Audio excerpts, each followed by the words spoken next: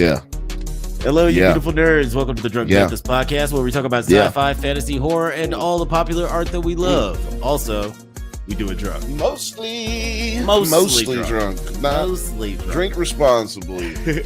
Always encouraged, but never mandatory. I am Jedi Master Grayson, and I'm joined, as always, by my co-host and brother Bill. How you doing? I'm doing good, man. It's always good to be a part of the number one show in late night. That's what I'm talking about. That's what I'm talking about. That's what I've heard. Number one show.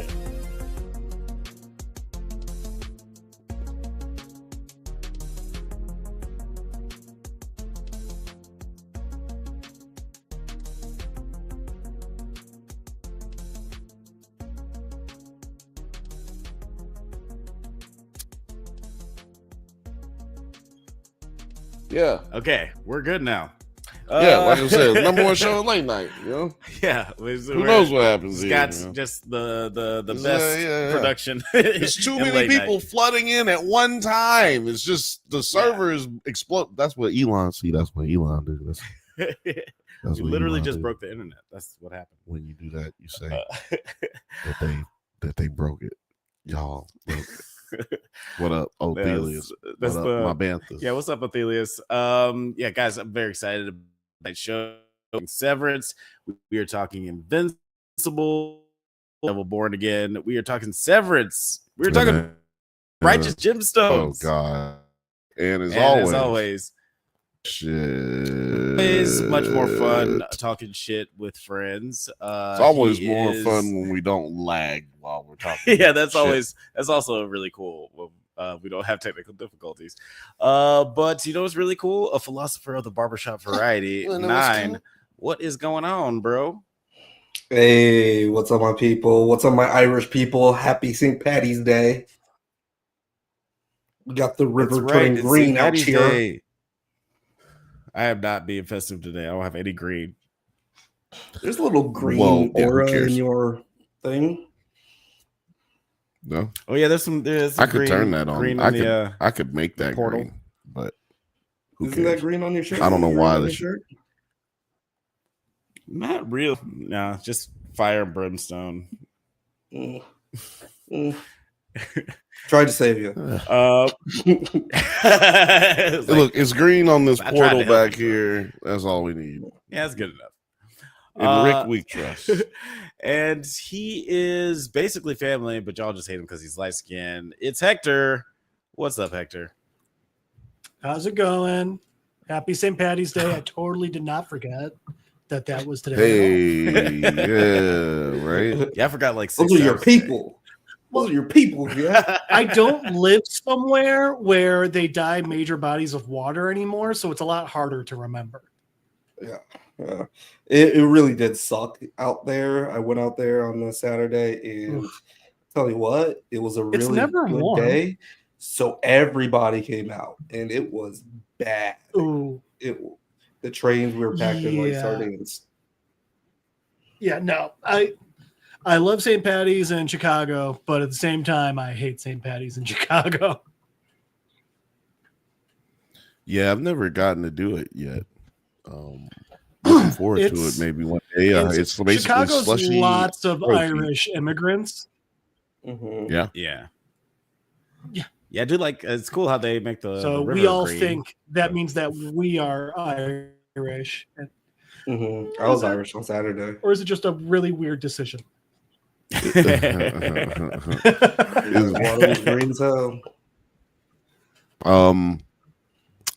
We're gonna restart our shit real quick because we are lagging pretty hard, dog. Lagging pretty goddamn hard. All right, I'll answer some of these comments. Look, right, exactly. Put up Othelius's comment. That's exactly what I'm talking about. Become a member. And Banthas can get fiber internet. It only costs $1, and y'all get exclusive. Get these crazy for just $1. There's be enough people on here to make it happen. Let's make it happen. We'll be right back after these. And then we have. Do we need to hop out too, or? Nah, it's good. And the Bantha says there's plenty of green in my blood, and whatever way you want to take that. I I guess, is that a marijuana reference? Think I'm not that's sure. I think that's called cancer. Yeah, It's not a good thing to have green inside. Yeah. Yeah. Or there's no liquid inside a human body that is good if it's green. Yeah, what are good green liquids? All I can think about is gamma radiation, like Incredible Hulk stuff. But unfiltered bachelors. When My y'all thought talking gemstones, I might gonorrhea, join. which is not good. Yeah. Oh, we might have to do gemstones green? early then. Yeah, I could probably switch that early. It is a green discharge is a common side effect. So you have experience with that, or like knocking on wood? No. Nope, knocking on wood. Never had it. Very, very excited to say that one. Yeah. I told the doctor I'm a healthy kid. I smoke broccoli. Bantha. Yeah, that's basically how you get past it. I had broccoli for dinner tonight. You have broccoli with ketchup? No. Do you ever go for really? I've never tried. No. Do you ever go for a checkup and have to lie to your doctor? Oh, I know you're not supposed to lie to your doctor. I did when I was younger about how many because I used to smoke like a pack and a half a day, and I'd be like, 3-4 a day, maybe like on a bad one. And it's like as I'm reeking of cigarettes and my heart rate is like 180, and they're like, okay, 4 cigarettes a day. All right, Jeff. Yeah. You don't smoke at all anymore, do you? No, I quit cold turkey about a decade ago. And thank you. It I obviously feel better and everything, but also like I saved when I quit smoking. I was living in Evanston. The cheapest I could find a pack of cigarettes was like $11.72. I was smoking at least a pack. I did the math at minimum. I was saving $88 a week. Yeah, I can't believe that. Like I have cigarettes or whatever when I like go out and I know I'm like gonna want to like smoke one or whatever. Right. And they're expensive. They're like, dude, they're so expensive. $18. Chicago sells half packs. So it's like, it's only like $9, but it's only 10 cigarettes.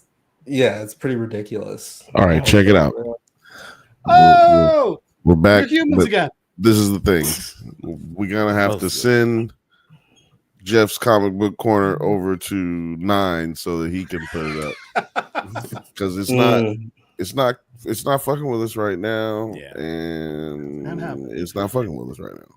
If we need to move it back a week because we've got 4 shows on top of it as well, that's also we can do that. Why is that on? Are you guys working on your Spanish right now?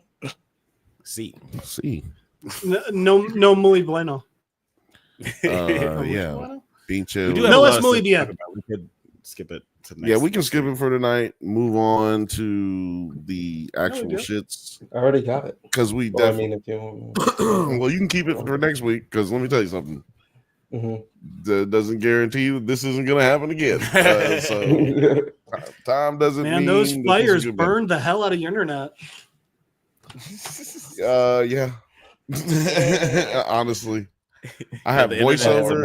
I had voiceover class the other day and could not do it because everything kept freezing. Internet was off for like 20 minutes in a session, just sitting there looking at each other. Turn the computer on and off. Yeah. Or I can't hear you. I can't hear you. I can't hear you. Right. I can't hear you. Oh, yeah, it's 2013. We're still trying to figure out like video chat. Yeah, it was bad. Yeah, we can hear you. So we said when y'all talking gemstones, I might join. If we could get Blake on earlier, because that's probably not. I don't know if he's ready. The Unfiltered Bachelor would like to talk gemstones. Yeah, if he's ready, we can bring him in. But if he's not ready, there will come a payday. There will be a payday. Hallelujah, be a payday. Yeah, actually, you're in luck, Blake. Our first topic of the night is the right. Give him 5. He said, "Give me 5 or less." So, yeah, well, you can jump in when we get going. Yeah. I don't know why this shit's broke. We're talking about the episode 2. Everything's fried. Season 4. look, we'll do live. Like literally all kind of shit just fucked up. I'm just pissed off. Yeah, it's all good. Yeah, I'll be fine. Nothing seems to be working today, but it's cool. This is gonna be like Michael Jordan's flu game. We're gonna make it through. Yeah. Rise of Gemstones, season 4, episode 2. This was an interesting one. We finally get back into the Gemstones, like the Gemstones story. Obviously the first episode was a departure, super prequel episode where we only follow Bradley Cooper. But before we get into the story and everything in this episode, what were your initial thoughts on this episode? My initial thoughts were they started this episode off like they pretty much, cold open wise, they started it off like they pretty much started every season off with some crazy hilarious hijinks. It took me back to the first episode of the first season where they're in that wavy pool that's supposed to, like, they had to go to China to use. Oh yeah, that's right. This big pool to do the baptisms. Yeah, and it was actually one of those wave simulators. Yeah, but somebody accidentally turned the wave simulator on. Like, it took me back to that. It's like they're always trying to do something big, and then it ends up fucking up. It's always a disaster. And yeah, took me back to that. So yeah, we went right back to that, and I felt like it was foreshadowing what we would get at the end, but the end just kind of ended. So didn't really get that. The end of the episode. Yeah, the end of the episode. Yeah. Yeah, like I'm very curious of what everybody thought at the end of this episode, because it has some sort of implications to the past. But yeah, I thought that this episode was really solid too. Okay, super funny. Sorry. What? So look, it's not us. It's StreamYard. I knew it. Today, it's StreamYard. It kicked Jeff out. Oh wow. Oh, that's so I knew it. God damn it, Jeff. Let me tell you something. StreamYard. Why would you kick Jeff out? It ain't. I knew it. Nice. I knew it. I fucking knew it. God damn it. This has been an advertisement for StreamYard. But I thought it was like a really solid episode. I felt like super funny. It opens up with our favorite character, Uncle Baby Billy, and just displays all of our other favorites in just like a super funny way. But also isn't afraid to get like super sad and introspective at moments. So it's just like a classic Gemstones episode. Excited to get into it. Yeah. I agree. I think we do. Nine, have you been watching Righteous Gemstones at all? I have not been watching Righteous Gemstones, but I heard some. Righteous. Oh, there's a. Oh. Hold on. What was that? Was that a church bell or? That's my doorbell. That's the doorbell. Oh yeah. You gotta get the door. Somebody grabbed the door. It's a very ominous doorbell. I put it in like about a month ago. It's been working wonders. Guys, he's a lover and a fighter, and he's the funniest guy I know besides myself. It's Money Blake Weather up at the building. What's up, bro? What is happening? Again, I came for virtual karaoke, and I am here in a TV show review. But you know what? We're gonna make the best of it, so it's gonna be fun. How is everybody doing? Doing good. You wearing green? Yeah, I took my grandpa out. We went to a little Irish bar today, and we had some green beers, and we had some burgies, and I had some Irish whiskey, and we had a great day. And I will just say to everybody out there, if you have people you love, just spend time with them. Just spend time with them if you have time to spend time with them. If they're around, go ahead and do it. And what if you don't have people you love? Well, go out and make some people. then you tune in to Nerds at Night and Drunk Banthas on Mondays, and you hang out with the people that you love. That's what you do. But my grandpa's half German and half Irish, so St. Patty's Day, we gotta do it up for Gampy, So St. Patty's Day and Oktoberfest, y'all get drunk. And my grandma's Mexican, so we get all the seasonal holidays, all the ethical seasonal holidays. Good to see you too, Fifth Bantha. Good to see you too, man. It's great to be back. I miss everybody. I'm not here often, but when I am here, it's fun. We have a blast. Nine, you never started any of the Gemstones ever, never. No, I have for sure. Okay, you just haven't started this season. Yeah, right. Okay. And I fell off probably like a little way through last season, and then fair play. Well, it's always easy to catch up, isn't it? Binge. Yeah, it's a good binge. I know that. Right. And we got a returning guest. Oh, hello. Well, look who it is. Jeff, have you been watching the Righteous Gemstones? Yeah, you've been watching Gemstones, Jeffy? I have not. Okay. Well, I fell off like halfway through season 2. Show, and now you're hosting and doing the main commentary.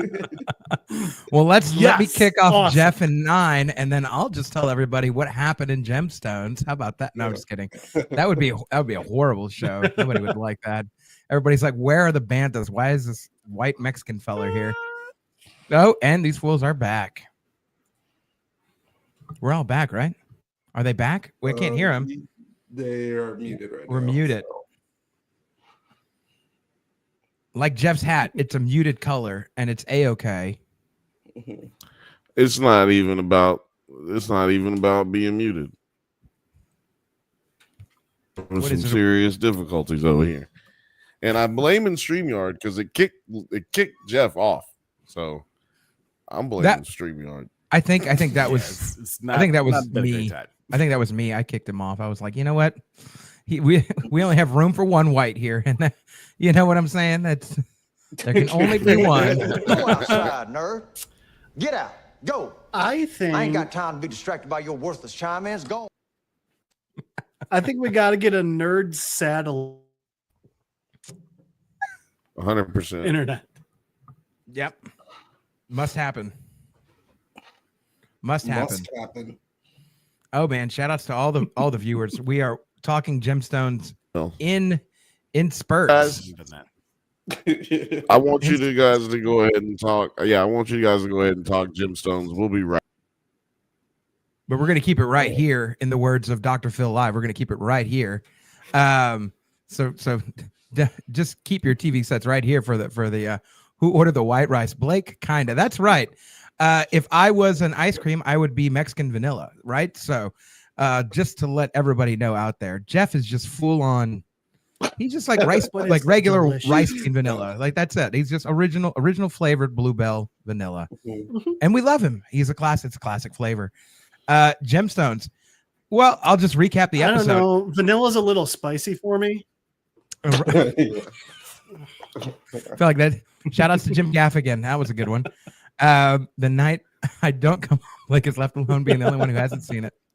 Well, no, I've seen Gemstones. Yeah. Everybody else just hasn't seen it. Yeah, it's here. So the one who has seen it. Yeah. Yeah, I haven't seen any of the other shows. I don't watch Severance. We're about to learn. Yeah, I might just hang out in the background. Daredevil. I didn't even watch that. Invincible and Daredevil. Okay. Well, you might have to learn me about that, but we're talking Gemstones. Horchata Light, Tres Leches. That's right. Ortelius gets it. If anybody out there gets it, he gets it.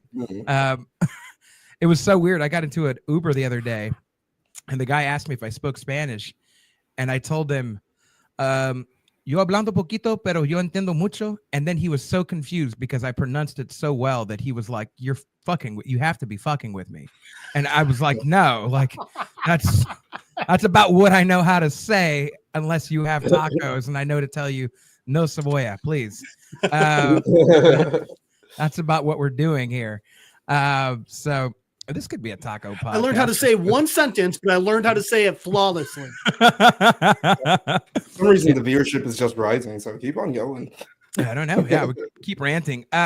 I loved in this episode, nobody caught it, but they have these little Iron Man, little like you remember when he had the little like he figured out how to float because he had the little pulsers. They're using them in their church to sort of put on a show for their mother is what they're doing right now in this episode. It start off, and it's utterly.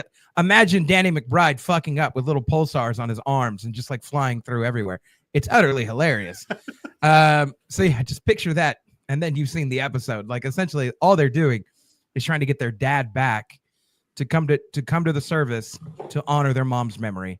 That's really what they're trying to do. But they go all out, right? And they fuck it up somehow, much like the Gemstones brother and sisters do. So yeah, if you have any thoughts out there and you've seen it, Righteous Gemstones is what's happening. Also, I can see Alex in the background, and he just looks so sad. Or he's frozen. I don't know, right? I don't know. Yeah, he's very static down there. What? It's season 4 or? Yeah, we're Los Dos. Yeah, Porque no Los Dos. Why not both? Yeah, we are in season 4. We are in the final season. We're in the final countdown. Othelia said it right here. Truth Hana, don't speak it fluently, but it rolls off. Rolls his R's like that Mexican OT. Shouts to Mexican OT. South Texas legend right now.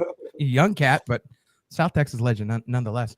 Yeah, he's getting it. I love that dude. Yeah, we love him. We love him here in Texas. And we also love the Hana music. That's an entirely different podcast. Also, now, if I'm understanding correctly, the Righteous Gemstones right now, like the first episode was a complete like flashback. Flashback, right? Yeah. To like Civil War era type of America. But now episode 2 is back to the basics. We got all the main cast and everything, right? So for some reason they're showing us that because I think at some point it's going to come up that the Gemstone name weren't always the pastors that you think that they were or that they think that they were. So we have to discover something about the past. Shocking. Right. Adds up, right? When you have Bradley also having Bradley Cooper play people running a mega church. No. What? Yeah, I've been hearing some very good things about Bradley Cooper in the last episode. It was incredible. I remember the first like few seconds that I saw him, I had to like rewind it. I was like, there's no fucking way this is Bradley Cooper. Sure enough, it's Bradley fucking Cooper. And Bradley Cooper. Tremendous. See, now I just got to catch up. If that doesn't make you want to catch up, I don't really know what will. Like if Bradley Cooper can't sell you on this, then I'm sure as hell not going to do it. Some guy that nobody knows on the internet is not going to make you want to watch the show anymore than Bradley Cooper's going to want to make you watch the show is all I'm saying. Anyways, that was the show. John Goodman, he's tremendous in this episode. He also looks like he lost a lot of weight. Hair is Heron. Oh man, that hair be Heron. Whatever hairpiece they got him on, or whatever sort of what do they give to the weeds to make it to make your grass grow or whatever? They be putting that on his hair for sure. Chia Pet right now, to be honest. Yeah. Think about this. He probably went to Turkey and he got the little hair plays. Sorry for sure. Yeah, that's a Miracle Grow is what I was thinking about. But Miracle Grow, there it is. You helped me out, Jeff, and I appreciate that. Can you explain what is going on in life or the show? This scene right here. Yes. So they are behind the scenes right now preparing for an anniversary show for their mother, and they're dressed as angels. They don't have the little pulsars on their hands, but they're just sort of they've come back from dress rehearsal, and it's just beyond fucked up at this point. And so they're discussing why it went so bad, and they're figuring out they need to get their dad back to sort of bring heart back to the Gemstones at this point. How did it get so bad? Like what happened during the show? They again, it's Danny McBride fucking up shit per usual.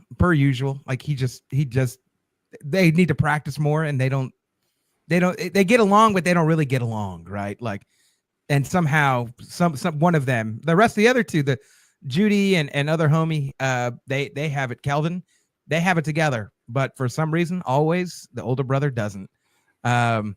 Right. He's the new president of the Hair Club for Men. He's not only a client, he's also the president, you know? That's how that works, Fifth Bantha. But yeah, that's what's happening. That's what this whole episode is about bringing back Papa Gemstone back into the cut and sort of reacclimating him to life now with them leading the church. And he's basically been out at sea. He's been fishing. He's been doing anything other than pastoring at this point. Does this mean that they're back? Should we add them? They'll be able to add themselves once they. Ooh, like a Force ghost. Yeah, we can see them. The audience can't see them. And the audience can't see them, but it's a bunch of fire. This is what's happening. Can you see us? Yeah. If you don't do this like John Cena, I can definitely see you. I'm about him turning heel, man. That was crazy, right? Every day of the week. Every day of the week. It's actually like messing up. Jesus Christ. It's crazy. Let there be dances, and there were. Well, that's right. On the sixth day, there were dances. Just ignore us. Yeah. Just ignore us. But we didn't hear anything you guys were saying, so. I smallly recapped. I basically recapped the episode of Gemstones, and I'll do it again one more time just because we've got a few new listeners. Basically, what happens is the siblings are trying to set up an anniversary show for their mom. They need to go find their dad that they realize is the heart of the show because, well, they get along, but they don't get along, and they keep fucking up. And Papa Gemstone does come back, and it sort of the episode ends quite ambiguously because you don't know really how it ends. You don't know if Danny McBride fucks shit up again or if he's successful. Like that's sort of ambiguous at that point. You don't know if the telethon went good or bad, but it went. And that's about the extent of what we're walking into next week's episode thinking. It went just as fast as our internet. That's right. Your internet was misbehaving. It's just some bullshit internet out here misbehaving. Running around the house with a pickle in your mouth. Also, what everybody missed is I'm back. I'm back. It's like run around the house with a pickle in your mouth. Lord have mercy. How do you know how I conduct my Saturday afternoon, sir? That sounds like a good Tuesday to me if I've ever heard it. You know what I'm talking about? I was going to say Billiam is back and he is about to host Uncle Baby Billy's Bible Bonkers right now, live for everybody out there. I came prepared. I've got a Bible right next to me. Let's really do this. I'm down. Let's do it. Let's do it. I'm ready. I'm ready. I'm ready. I'm ready. Go I'm ready. outside, nerd. Get out. Go. I ain't got time to be distracted by your worthless chime-ins. Go. You just say that every time somebody white talks? Because that makes sense. Well, that was a test. It was only a test. I was trying to look. This shit is acting wonky as fuck. I don't know what's going on. It's never happened like this before. Y'all know. Y'all know what it is. As soon as I said this is the number one show in late night, it went out. Like it was just like, we'll show you. It was like, you want to bet? Not after tonight. But this was an interesting episode because we do, like you mentioned, Blake, this is the Amy Lee Gemstone birthday give-a-thon event where like there's this big, Emily.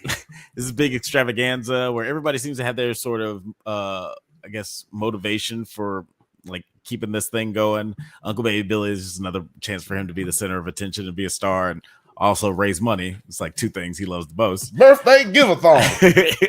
And then the kids, they just, it's this emotional motivation that they have because they just like they have this reason to reconnect with their mom every year, just like sort of selfishly, not thinking about how Eli feels. I was curious how you guys felt about how Eli is just sort of distant from the idea of doing this, Blake. I think he's just distant from the idea of all the life that he lived, right? It's very King Solomon-esque, right? Like very Book of Ecclesiastes. Like, I've lived it all, I've done it all, and I've realized like none of it kind of fucking matters. Like Book of Ecclesiastes. I just told you, I thought I came prepared for Uncle Baby Billy's Bible Bonkers. I came prepared for this, so I studied. I read over the weekend. I was either doing Bible Bonkers or online karaoke, and I hopped into this video chat, and I'm here now. So what are we doing, right? But we're here now. What can we do? But yeah, it felt very much like that. Like he just wants to be away from all the limelight, all the everything, living simple on a boat as a fisherman, putting himself out there with the lady folk, which was wild. But yeah, I want some Bible Bunker karaoke, Fifth Bantha. I don't know what that is. If we're just doing hymns, let's have this conversation. Blake said, I came to do Bible Bunkers and chew bubble gum, and I'm all out of bubble gum. That's right. So time for some Bible Bonkers. Also, this one deserves some love right here. Othelia said, Reverend Billiam's sermon so strong, YouTube caught the Holy Ghost. That's why it was freaking out. Now this makes sense. Hallelujah. Praise he. That's right. Lord. What did you think about like Eli's position in this episode? Because we're not lagging. We're just speaking in all the different languages of the world. I would hit the more you know button, but I feel like it would make the computer. Don't do that. We're all here now. Okay, yeah, we're still here. We're still existing. Bill, what did you think about Eli? More or less existing. What did you think about Eli's situation here? Where he's, thought, what you mean? So look, what's the situation? I mean, people keep saying situation, Eli's situation. Ain't no situation. Motherfucker out here getting pussy. Out here smashing. But doesn't like the word. They bullied him using the word to come back to church. Yeah. Let's keep it a buck, Chuck. And it does seem like from the dialogue of the woman that they like knew each other for a while before he actually had sex with her. He's like, she's seen him around, man. She's seen him around. Yeah, I had a couple conversations with you. I don't mean he loved her. And plus, you don't know how many days that was. She said days. Like, days is more than one. That's true. So look, but he made her eggs. He made her eggs, and that was very nice. Some eggs, man. Who make eggs for somebody they don't like? Right. Yeah. A pastor. That's who. But well, I because he was like, he kicked that bitch. She walked out. No, here's what I got out. Here's what I got out of that, and it made sense when Megan Mullany's character came in. Is that it's not that he doesn't like the woman, and it's not that he don't like women. It's that he is not ready to move past the memory of Amy Lee, quite honestly. And the only reason that he made the move to Megan Mullany by the end of it is he realized like there's just a trace of Amy Lee around her that reminds her of him that is with Megan Mullany's character, right? When she came on set and then, when he realized like, hey, I need to chase you down to do that rom-com move, go by the card, come give you a kiss. Like it was that thing where he didn't do that earlier where he was like, yep, I don't like you. But it's like, you again, like just Billiam just said, like, you don't make eggs for somebody you don't be trying to do things like that for somebody you don't like truly. Unless you could be. I feed you, now get the hell out of here. It could be a thing. That could be a thing. But I do think it was that's called First Sunday in the Baptist church. They call it First Sunday in the Baptist church. So tune in next week while we go into another episode of Bible Bonkers. We'll talk all about that. But yeah, I do think it was the evolution of his character in the episode to come out of that shell and really like expose that portion of like, oh, he can be and is vulnerable. It's just going to take the right woman to be able to do that to him. Yeah. And let's actually talk a little bit more about Lori, Megan Mullany's character. She's always hilarious. I feel like her and her husband are now like HBO of royalty. They're just like the cameo kings and queens that just pop in every once in a while to make the show even better. But what did you think about her character? Because I kind of got the impression, like from jump, that there was a previous sort of relationship or affair between these two. From like the first time they met. Did anybody else get that kind of vibe? Bill? I got the vibe. Yeah. You got the vibes? No, I didn't.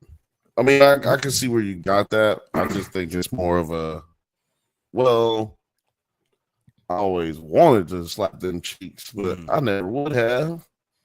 You know what I'm saying? Right. Yeah, it's like this attraction that was always there. Exactly. It's an attraction there. I mean, look, man, they old. Emily been dead for how long? Yeah, it's been a while. I mean, Emily been dead, man. Look, you feel bad, but he been sad. He been going through it for 4 seasons.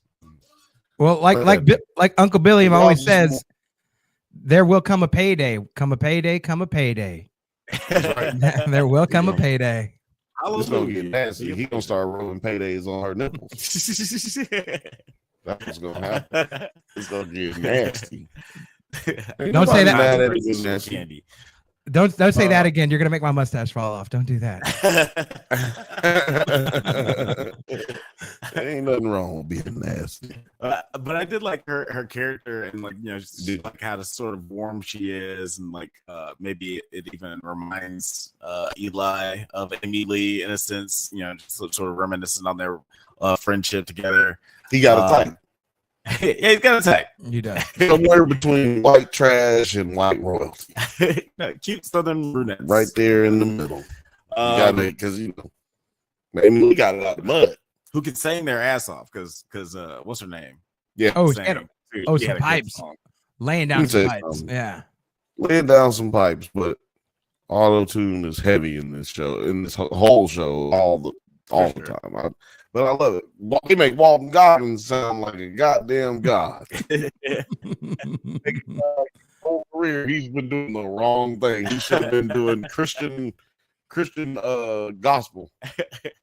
He continues to be my favorite part of this show. When he just like decided he's gonna whip his dick out for no reason. Well, now y'all gotta see this now. Look, speaking of things coming back around, and look, man, first time we see Uncle Baby Billy, we see his dick. We see Uncle Baby Billy's dick right when we first see him, and this is the last season of the show. And what do they give us? Little peepees. We get nice Uncle Baby Billy peepee. Yep. Uncle Baby Billy. Y'all gotta see this now. Y'all gotta see this. That's man's me. The Lord has done endowed me with something that's most peculiar now. I'm gonna rip that clip and have it like post like. I'm gonna rip that clip and post it at the beginning of every Drunk Banthas podcast episode. Y'all gotta see this now. Y'all gotta see this. Y'all got to see this now. That might get us demonetized, but anyway, I just dick's not there, or I can blur it out. No, we gotta show the dick too. I learned how to blur it out, so I can blur it out. It's the blurred dick at the beginning. Don't let my skills go to waste, Alex. I can blur it out. Let's do it. The whole dick. I like that. Matter of fact, last time I had to blur out a dick, we were covering Righteous Gemstones on this show with Kirstyn and Nine, and he accidentally showed a dick. Oh yeah, okay. But I was able to. I'm asking for forgiveness right now. No need. YouTube is forgiving us.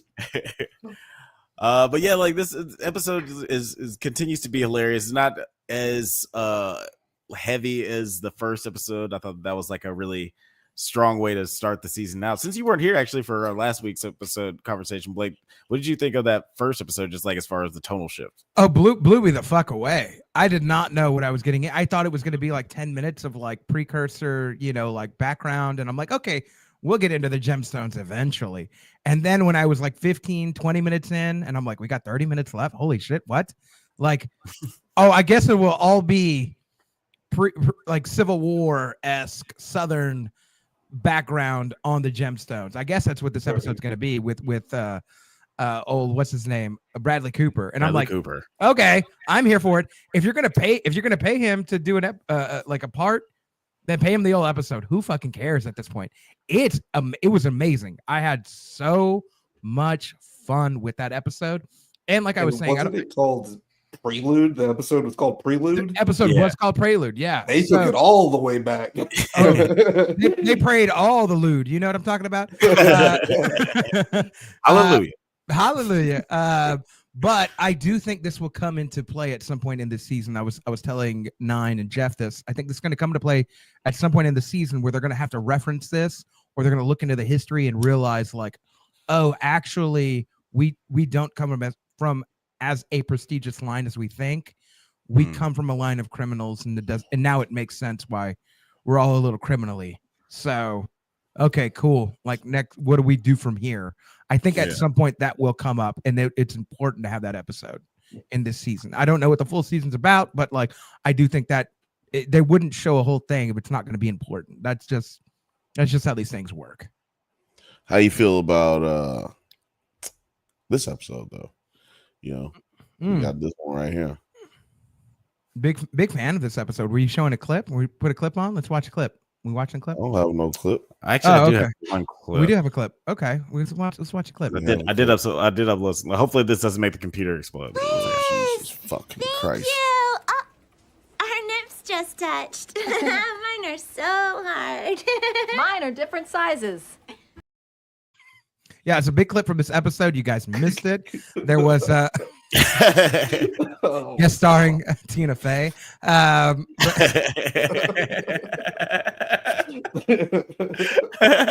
Oh Jesus! But yeah, I really enjoyed this episode. I like where the season's going, and give me more. I wish they wouldn't. I wish this is one of those things like where like I want to binge it all at once, but also I don't. Like, also tease me, like, and then just push me so I can get my satisfaction. You know what I mean? Like, I'm like, okay, I'm with it. I like where they're going with this. It seems like they're judging on everything that they wrapped up on season 3. We've got Kelvin and his little boyfriend, and they're together, and that's great. And the whole Prism Church really, oh man, that threw me for a loop in the funnest of ways, because I'm like, yep, there's a lot of modern Christian churches that market that way, and this is absolutely hilarious. Oh, go ahead. No, just speaking to that, I thought that, you know, after they finally decided to admit that they had feelings for each other and like made them like come out, that was like, okay, that kind of completed their arc. I'm kind of curious what they're going to do with these characters moving forward. And I like that, you know, there's still a hurdle for them to cross, like how open should we be in the church, because like we don't want people to sort of look at us a different way. We don't want it to affect the money. It's like, you know, everybody likes a fucking Neil Patrick Harris. Like, he's like, be gay, but like, don't tell us about it. You know, like, so like, I like that they're just like sort of talk like that's a new hurdle for them to have to cover. Welcome to 1996, ladies and gentlemen. But it's honestly too, it's a real thing in the Christian community that is where they have being gay. Openly gay pastors who lead sort of like what would be like modern Christendom, and so it was quite. What I mean by all this is like whoever's screenwriting this or the screenplay or writing this is paying attention to what is actually happening in the whole like Christian system, whether it's, you know, Baptist, non-denominational, whatever's going on in that realm. They speak in Christianese is what I'm saying. And, yeah, that's a real thing. That's actually what he's saying. Christianese. Spell it. If you in the church, like, you know what you're talking about. I'm gonna need a phone a friend for some Christianese, but Christianese. It sounds like something you get when you be on your knees too long. Christianese. Do you suffer from Christianese? Get some fucking Bengay. Christianese cream. Have you been kneeling and praying to the Spirit too long? Do you have Christianese? We have an answer for that. You probably have arthritis. Yeah. Great segue, because in this episode we find out that Danny, our buddy Danny, what's his name? McBride? No, I'm talking about his name in the show. I can't remember his name in the show. Anyway, it's been a long night. But anyway, he's gotten into inventions. Mm-hmm. He is now The inventions. prayer pod? Inventor. The prayer pod, where you pray on your knee. You can pull out the little thing and pray on your knees without getting your knees all messed up. They took the Catholic Church pew and brought it to you in a pod at a pew near you, somewhere at an airport near you. Well, what's even funny about this is in a lot of Christian circles, they do encourage praying, like finding a small area, closet or something to have your prayer area at. And when I saw the prayer pod, I'm like, this is such like an SNL or Mad TV invention.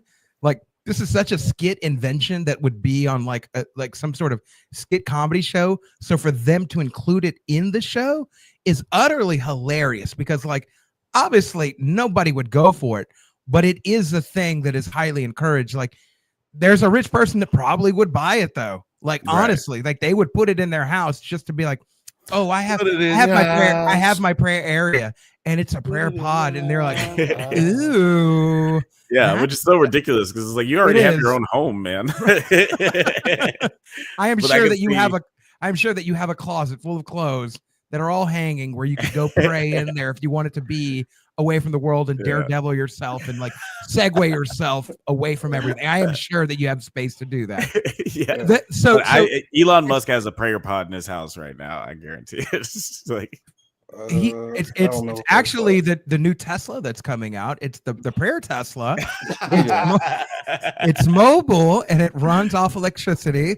You've seen this, but that's coming soon to a town near you. Off electricity, Blake. It runs off of prayers. We do know this. Yeah, we do know this. But yeah, all that to say, we got the documents proved that runs off prayers with black helicopters. CIA's been looking into this, but I had to do that one time for the one time since I'm back. But shout outs to the real ones that get that. But yeah, the prayer pod, the exaggeration is something that would happen on like Family Guy. It's like a skit that they would make on Family Guy, and so again, for them to include it in here, utterly hilarious. And whoever is writing this does keep up with what is going on in the Christian community as a whole, whether it's to make fun of it or whether it's to show like the silliness of it. I'm not offended by it. I laugh at the silliness because I'm like, yep, that's actual. These are actual things that are happening. And this is the extreme version of what could happen if we allow it to get there. Like, this is very, very fun. It's a satire. It's satire on the Christian community. And it's hilarious. Yeah, definitely. It's not poking fun at Christianity. It's poking fun at like people who take advantage of like religious groups and like have like huge like positions of power. It's like all about just like stupid people in power, which is like what Jody Hill is like kind of thrives at, whether it be just like some sort of like physical power in like a foot fist way, or if it's like some sort of idea of power and observe and report. Like he always is able to. Do they also do vice principals or no? Yeah, vice principals as well. Yeah. I have a theory that all of their characters that they write about are bipolar. That's a good theory. And it's definitely holds up with observe and report, because he literally quit taking his bipolar medicine. Like, dude was bipolar. Yeah, he's like, I'm totally fine. Nothing bad's gonna happen. Enter third act of the movie. This joke right here is hilarious. Quick joke reminded me to take my colloidal silver. Look at the Bantha is about to be turning blue out here. They're selling them in the name of Christ. They're like, take your colloidal silver. It's going to help you. And you're like, bro, I'm going to die. I'm going to die if I take this, actually. I will die. I'll look like a Batman villain by the end of this. Not in the good way. Yeah. Chill. I'll look like Mr. Freeze without the freeze, and I'll be dead. So, That's hilarious. Any final thoughts on this episode before we move on to our next topic? Like, do you like Blake? Do you have any ideas of what's gonna like develop with Eli and Lori's relationship? Like, we already saw that Jody Lee was just is it a relationship or is it gonna be not feeling that, or is it just gonna be cheeks? Oh no, she's new mama now. She's new mama now, and she's accepted by the family, which makes it even easier. So if her and Eli were to be seen and the family saw it, it would be way more acceptable than some rando off the street. Yeah, they love Miss Lori. I saw her name was Miss Lori. They call her Miss Lori. They love Miss Lori.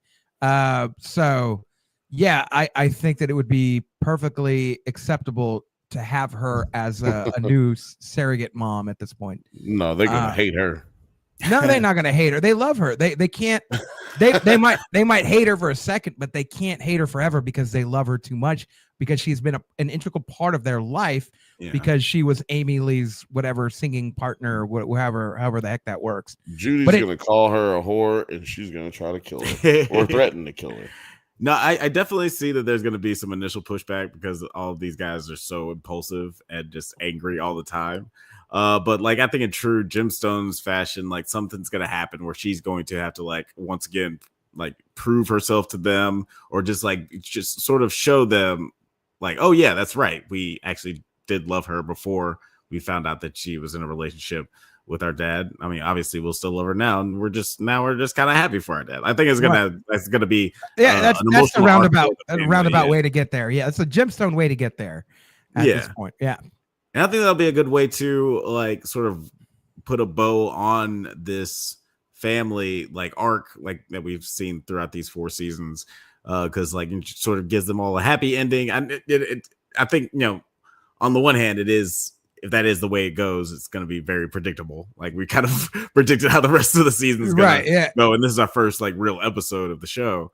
But at the same time, like, you know, this isn't fucking, you know, Severance. this is like a deep thinking show. Like this is just like a really awesome comedy. It just happens to have a lot of really great heart and some awesome characters and a really cool story. And the one thing they've been meaning that they've been missing since the first season is this matriarchal figure who can now be fulfilled by Miss Lori, who is accepted, right? She's now accepted until she's not going to be. And then what we're all here to see is what shenanigans play out with the Gemstones. Like what are the shenanigans that they do?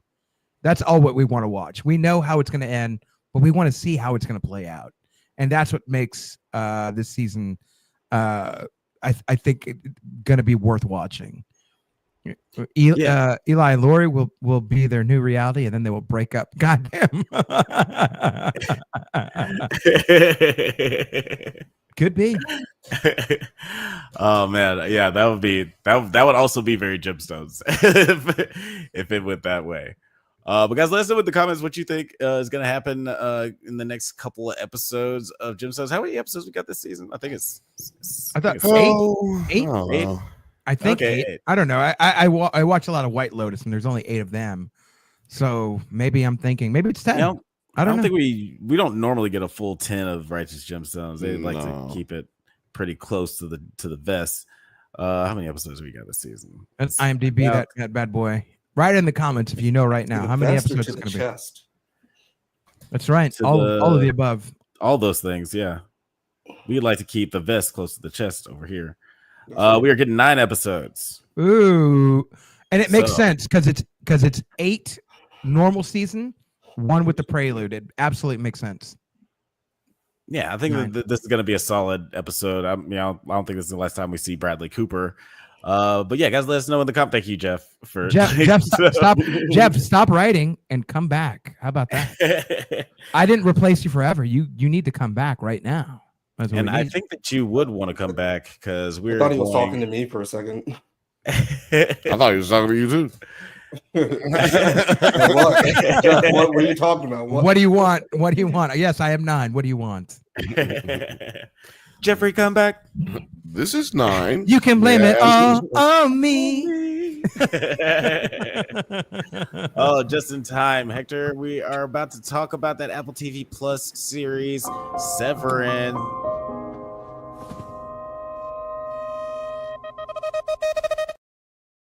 Also, I want to hang out here while y'all talk about this, because I want to be the person that has never watched it, doesn't know anything about it, and I want you to convince me why I should watch it, why I need to engage with the show. Oh shit! And I want to hear about this. I want to hear about what's going on. This is like one of those shows that first of all, perfect with the content that you cover. Like exactly. week. First of all, yeah, you've been slipping. Amazing. You've been slipping. This is the biggest mystery on TV. But also, the biggest mystery, because nobody knows what the fuck is going on, and we got 19 episodes in. Nobody and just knows boobs nonstop. all the boobs. Yeah. Oh yeah, nothing but boobies and pee-pees. Actually, it's so I heard pee-pees. This is a season for me. You know what I'm saying? It says the season for giving. It came around early. Okay. Do you know what the premise is? What Severed is? As far as I know, this is what I know, and what I know is very limited. Like, they work and then their minds are wiped out. That's all I know. So it's not that their minds are wiped out. It's they've got two basically memories / personalities. One is only their work life. So, and they call them innies and outies. So the innies literally like belly buttons. Pretty much, yeah. Mm-hmm. Okay. The innies know nothing about their life outside of work. All they know is going into work. So also remember that means that on top of that, it's not like they're just sitting there watching TV for the non-work hours for 16 hours a day. It's literally their only thought, memory, anything is work. No windows. Nothing. No outside world. Then underground. Yeah. And so then there's their outies, which is like, their real life, but they don't have any idea what they do for 8 hours a day at work, what's going on. So because the work is mysterious and important. So it's a really crazy bifurcated, fucked up system, which is clearly, hey, it's corporate doom and gloom. And that's just the basis for this. So it's like Paycheck, the premise of Paycheck, where he's like, I work and then you erase my mind and then I don't know what I did. I forgot about that movie. I have not what? seen it. I just mentioned that. I forgot what the premise we talked about. We talked about it in Daredevil. We talked about it in Daredevil. I just brought up Paycheck. I forgot what the premise was. Like I remember Ben Affleck, Uma Thurman. Made fun of me because I liked it. Y'all made fun of me because I liked it. No, I said I enjoyed it. I said I enjoyed it. But I also remember nothing about it, so I don't know. He works on a project for like XYZ months, and then they pay him $20 million to completely erase his mind. And then they try to kill him because he left clues for his erased self to basically delete the to go back and kill the project because it was going to be like world altering type bullshit. That's basically what it is. But sort of lightly, that's the premise of what I'm hearing with Severance. So we don't know what their project is. Hold on. Yeah. Alex is about to tell us what happened in this episode.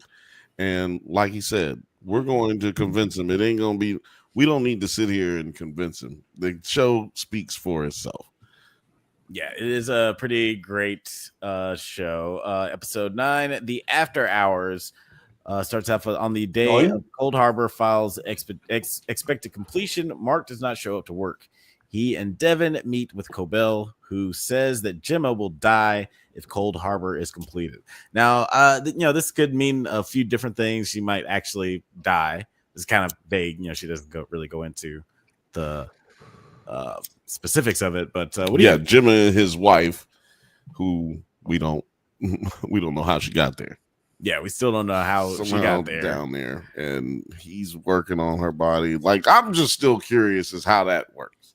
Okay, so he's gonna keep working on Cold Harbor and she's gonna die. Well, what the hell? How the hell is he gonna kill her?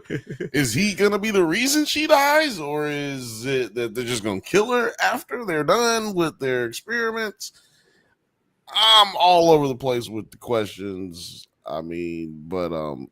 I was kind of expecting an exposition dump at this point, where there's like, is this Patricia Arquette? Is she in this show? Yeah. It is, and she is.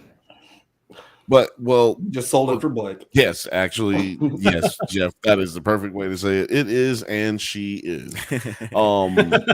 But yeah, man, look, this is what I've been saying. To your point, I was like, that's what I've been saying this entire season. It's like, yo, we know nothing really more than we knew at the end of episode 10 of season 1. You know what I mean? Like, we know a little bit more, but we still have no idea what's going on because the work is mysterious and important. Like, this sounds like Dude, Where's My Car? When they ask him about the continuum transfunctioner, and they say that its mystery is only surpassed by its power. Like that's exactly what that reminds me of.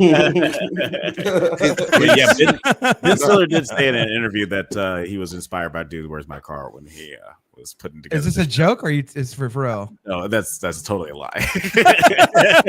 What's up, Laura? Is the creator and director of the show.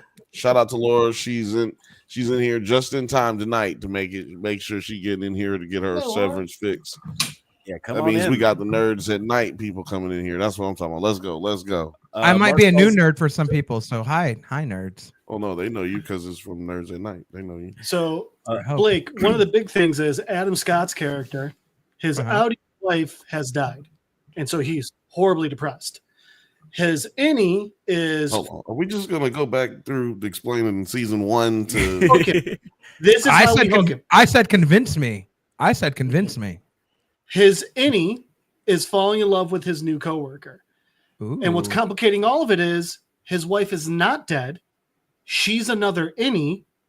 And he's starting to figure out, hey, this other version of me's wife is still alive, hidden somewhere down here, while he's falling in love with this other woman. So it's all these weird fucking relationships. And it's like, I mean, who is in this relationship, who isn't? And it's all of that painted on the Severance. And it's very shout out to Laura. She says I was walking my dog and I fell, so I'm in pain. I want to pronounce her last name, Montayana. I believe that's her. She is from Brazil, so.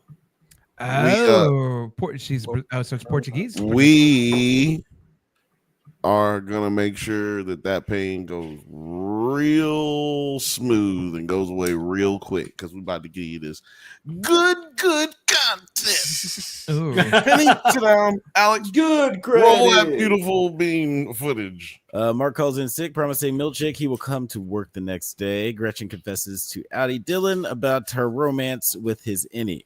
In response, Dylan threatens to quit his job. Then she later confides in innie Dylan about their fight, tearfully saying goodbye. Heartbroken, Dylan submits a resignation form. Now, this is just like another example of how, like, when these innies, like, they don't experience anything outside of work, which is already depressing enough to think about. But now, like we see with Dylan and Irving, they get like a little taste of what it's like to have that first heartbreak. We've all had that first heartbreak. It sucks. But now, like, we see how it affects these innies, and they're just like, yeah, I just want to die. I want to do that now. What form do I have to fill out to die? But it's extra weird because the first heartache is his wife. Yeah. I mean, like, how extra fucked up is that? Also, Laura, I'm super sorry. Colombia, not Brazil. Colombia, not Brazil. They are close. They are close, but Bogota, Colombia. Yep, absolutely. So yeah, I saw that name and I was like, yep, I know that is not.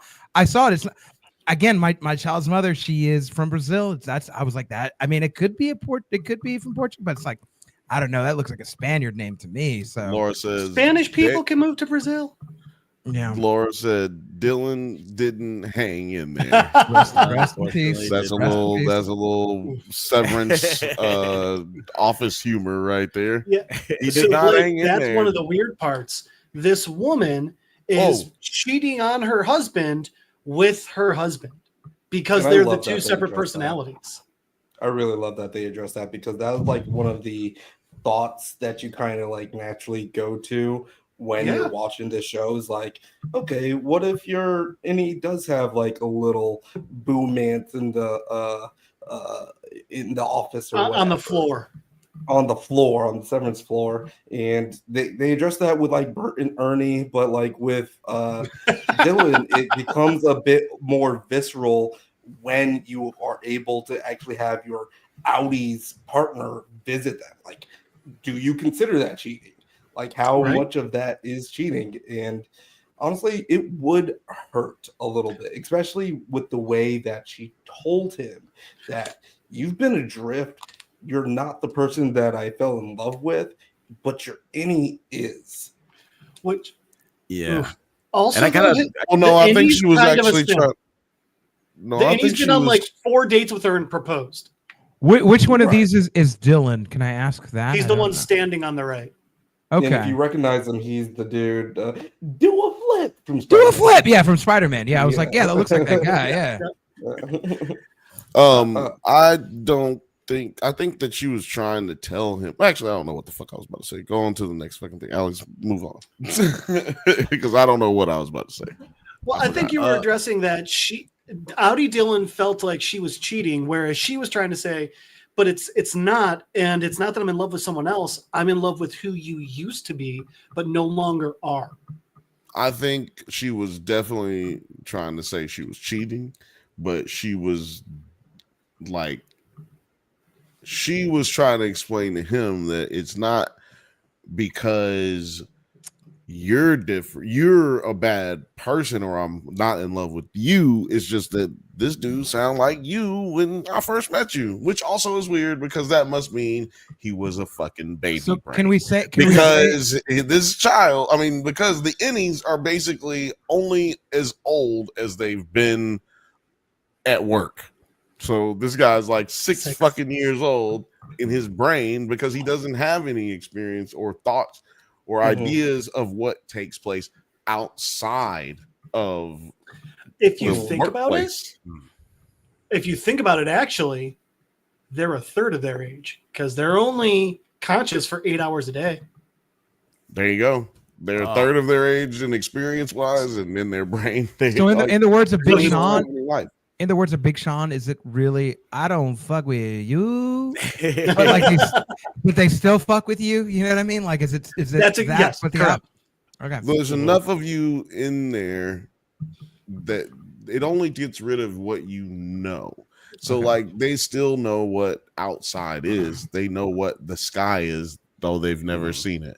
They know what a ladder is, even though they've never used one. They know what things are because that's what the Severance still gives you your knowledge of concepts and theories and stuff like that. You still understand. There's an episode where they actually do go outside and they know what fire is, but when it's like lit in front of them, they're like cavemen, basically. Whoa. Yeah. Like, and it is funny because like this episode does, like everything that's going on with Dylan does sort of call into like the nature versus nurture aspect of like this whole Severance thing. Is like, you know, one part of Dylan is like able to still be the person that his wife fell in love with because you know, he still has that drive and he's still ambitious and he still wants to do well, takes pride in his work.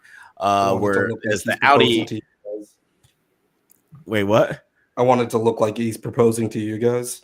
Oh, oh, Dylan, you shouldn't have. He's proposing you're over there. Yeah, I am the closest one. Sorry, Dylan, you're only 6. But but also like that, comparing that to Audi Dylan, who has been like hardened like a crabapple by fucking society and tried to get gainful employment. Yeah, he's trying just like to been live, beaten down by like he's society. Trying to live because this bitch is goddamn on his nuts every goddamn day. She is literally on. We've seen it. We just saw it earlier. Like we saw it. I feel like we've She's seen on his head talking about, "Hey man, look, this is how you make cookies." God damn it! You know how you make cookies? I mean, he's a pretty lazy dad. He's a pretty lazy. Listen. And he seems like he's conniving. Damn! Hold the fuck on. This is not how we do show. Okay. I'm trying to say something, and y'all say something, then we say something. That's how this show go. Okay, we forgot. Now here we go. There's nothing, absolutely nothing that has shown that he's lazy. We've seen him sitting down at work, at home. She said, "Did you make cookies for the kids for the next day at school?" Those are literally the only proof, any evidence that we have that he's actually lazy. Now we do have proof that she's an asshole because you see how fat this nigga is. Of course he know how to make goddamn cookies. Cookies. He know how to make cookies. He eat lots of cookies. You don't get that size. Not eating cookie. Yeah, he looked like a cookie guy. Yeah. You don't get just eating ding dongs and pot pies and shit. Like this motherfucker know how to cook it. So she was being an asshole. And now he is clearly extremely nervous about losing his job.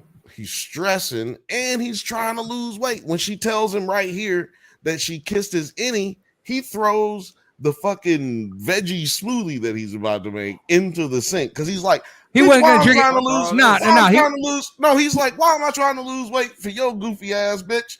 And I'm out here, man, fuck this shit. I'm gonna go get a cheeseburger at Wendy's on the way home. No, fuck that. He wasn't gonna drink it anyway. He wasn't gonna drink it anyway. Fuck all of that. I haven't even seen this. He wasn't gonna drink it though. I know that much. How do you feel about this scene right here, Alex? I thought that was really compelling because I kind of called this shot a couple of episodes ago because I did think that she was seeing the Dylan that she fell in love with, and we could already see that in the episodes prior to this one that she exactly. Aren't you like you were when you were 6? But no, anybody just jumping in right now is like, what? But she could just you could tell that she just saw something in the any Dylan that she fell in love with from the Audi Dylan that spark just isn't there anymore. Also, I already saw that was happening. Pause this line because I was just saying how this is like Paycheck, and what does this line say? I rest my case. Evidence A. I submit to the court. That goes back to what I was saying though. Is he's super nervous. He's super concerned about making a paycheck for the family because he lost his job at the beginning of this season. This dude lost his job for attacking his boss. But he doesn't know that. But he doesn't know why. You know what I'm saying? So he's just paranoid. That's another thing about having this type of job. You're paranoid. You could come home with a scar. They don't know. They can't tell you what happened. They don't know you don't know what happened, and you don't know why your performance may have gone down on your performance eval. It's like blacking out. Did it even happen if I didn't remember it? You can't tell. Well, also like blacking out when the girl goes into work with a baby in her belly. Yeah, that happened. I mean, I spent the whole 6 months where that didn't happen. Let's be honest. Meanwhile, Bert is revealed to have worked as a Lumen operative. Transporting persons of interest. Breaks into Irving's apartment and takes him for a drive. Now, then they eventually reach a train station where Bert buys Irving a ticket and says to never come back. The two share their feelings. We're going to come back to that, Laura. And Bert sees Irving off. What did you guys think of this culmination of the relationship between Bert and Irving? I obviously can't stop thinking about Bert and Ernie when I hear that word name. Jeff, what did you think? So it was interesting because clearly Bert he's like the wet works guy, he's done some shady ass shit, and he could easily turn Irving in. He could easily disappear Irving. He could do a bunch of stuff.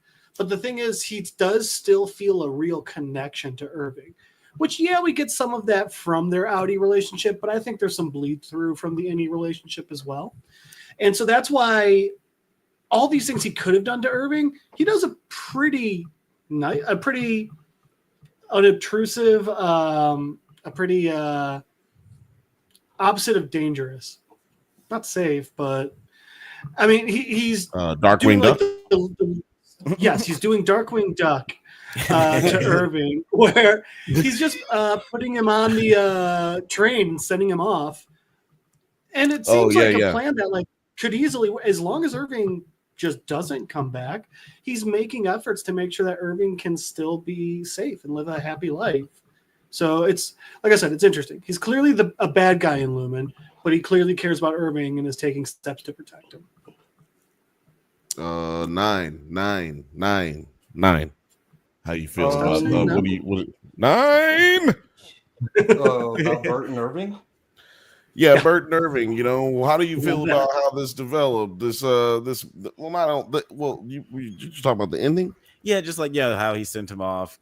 I also do think it feels like it leaves it open, just to pick it back off what you said, Jeff. It leaves it open for maybe Irving to come back, and it's like, hey, you can come back if you want to, but in my mind, you're gone, so that at least leaves you safe. So how do you feel about the really sweet, because I thought, you know, it was really interesting to see that they were actually doing like callbacks to their innies, because they do this thing where they almost like pick up their conversation that their innies had, where it's like, I'm not ready with their innies, like however, you know, weeks ago that was. And now they're saying at their outies, I am ready, but they can't, right? Because of the Lumen expire.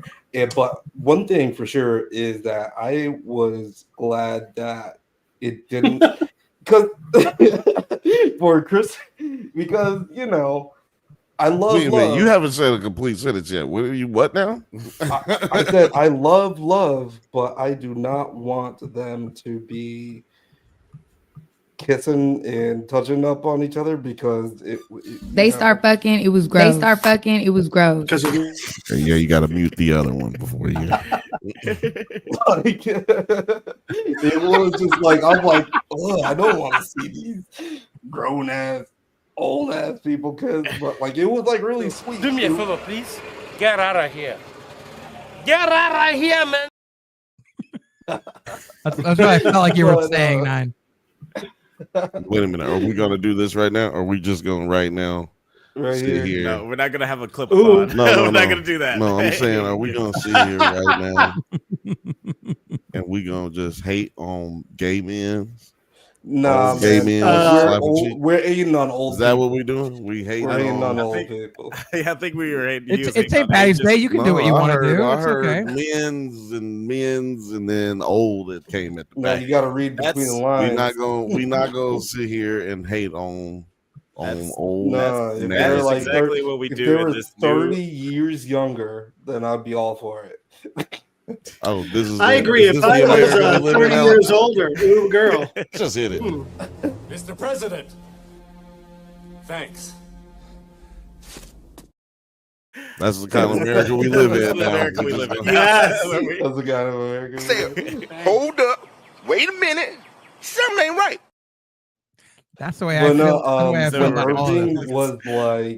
Irving was like, I've never been loved before, and then Bert was like, well, now you have. And I was like, oh, that's dope. Yeah, that's some dope shit. Right? Yeah, but it was actually like some whack ass shit. He's like, well, now you have. Now get on the bus. I mean, like, get on the bus. Yeah, I told you. You made the eggs. We can't do this. Get the fuck out. We can't do this. I told you can't do this. Like, why you keep bringing it up? Like, let's go. You gotta get on the train. Irving was sitting there and was like, all right. You know, the part that really got to me was when Irving, I mean, he did have an emotional moment with Bert, looked him like straight in the eyes and was just like, I mean, Bert, have you ever had a mustache ride? And I really resonated with that. And I thought it was just super sweet. Speaking of mustaches, sorry. No, we're not speaking of mustaches. That was a really good segue. I was ready for that one. I was ready. Segue of the year.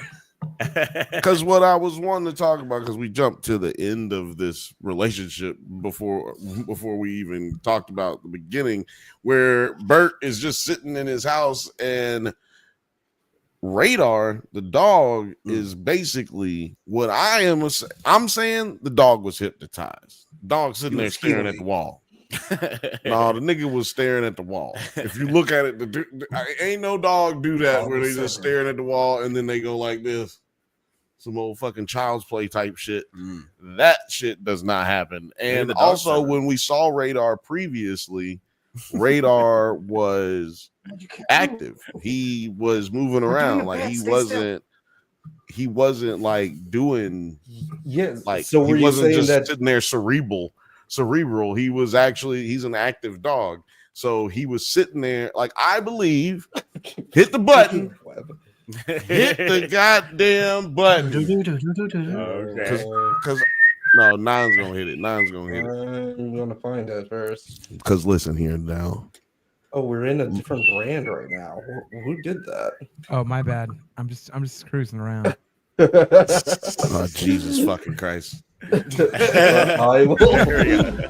There it is. There's nothing confusing about any of this shit. Yeah, it's been best show ever. But yeah, theory time. This is not theory time. It's goddamn hit the button. Now listen, goddamn it. The theory is that Lumen has the ability to fucking. Okay, you can cut that. Yeah, you got to. I got you. Don't worry about it. Lumen has. Oh, we gonna share that one now. Lumen has the ability to not only manipulate the brains and brain waves of human beings, but manipulate the brain waves of animals as well. Now they severed the dog. Someone that I know on YouTube, what was his name? Damn, I forgot that dude's name. Oh, Real Enigmas, REEL Enigmas. He was talking about how those cards that they were making in Bert's department, the cards that they were making have these weird things, and we saw Gemma reading those same cards last episode or 2 episodes ago, right? And so those cards have a dog. There's one of those cards where it has a dog on it, and it's like a dude doing something to the dog. Yeah. And I don't think that they're just like little. What the dog doing? Little text, what do you call it? Like cue cards or whatever. I don't think it's anything. I think it's like real instructions on how to manipulate and take over people's minds. At least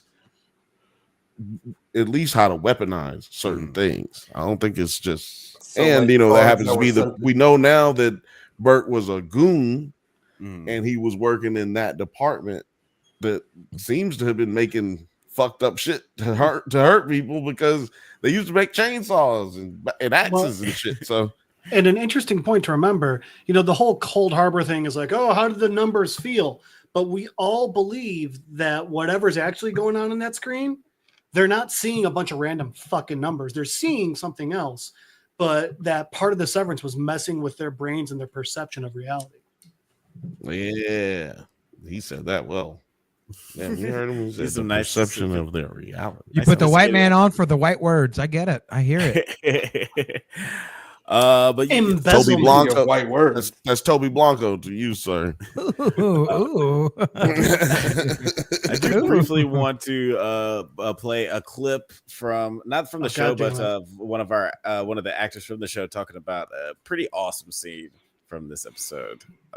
If I can find it, here it is. It didn't feel right for him to automatically understand and know what he was going to do. That is not indicative of behavior of those that have been indoctrinated. That moment where he tells Drummond to devour feculence is a result of this constant monitoring and policing that Milchick is undergoing. We started in chaos. There was issues from the very beginning, and he is always under microscopic view.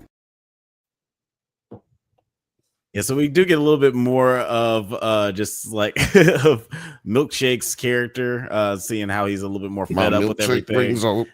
No, go ahead.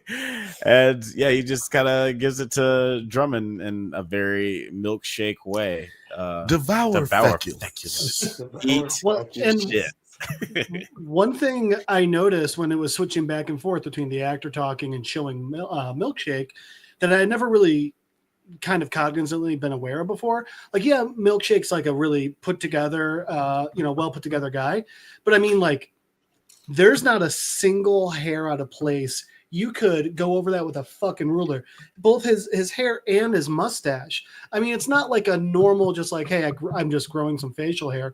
Even the actor with his beard, it looks, I mean, and it's not even unkempt, but it's not as like exact and precise as Milkshak's. He's a black hippie in real life.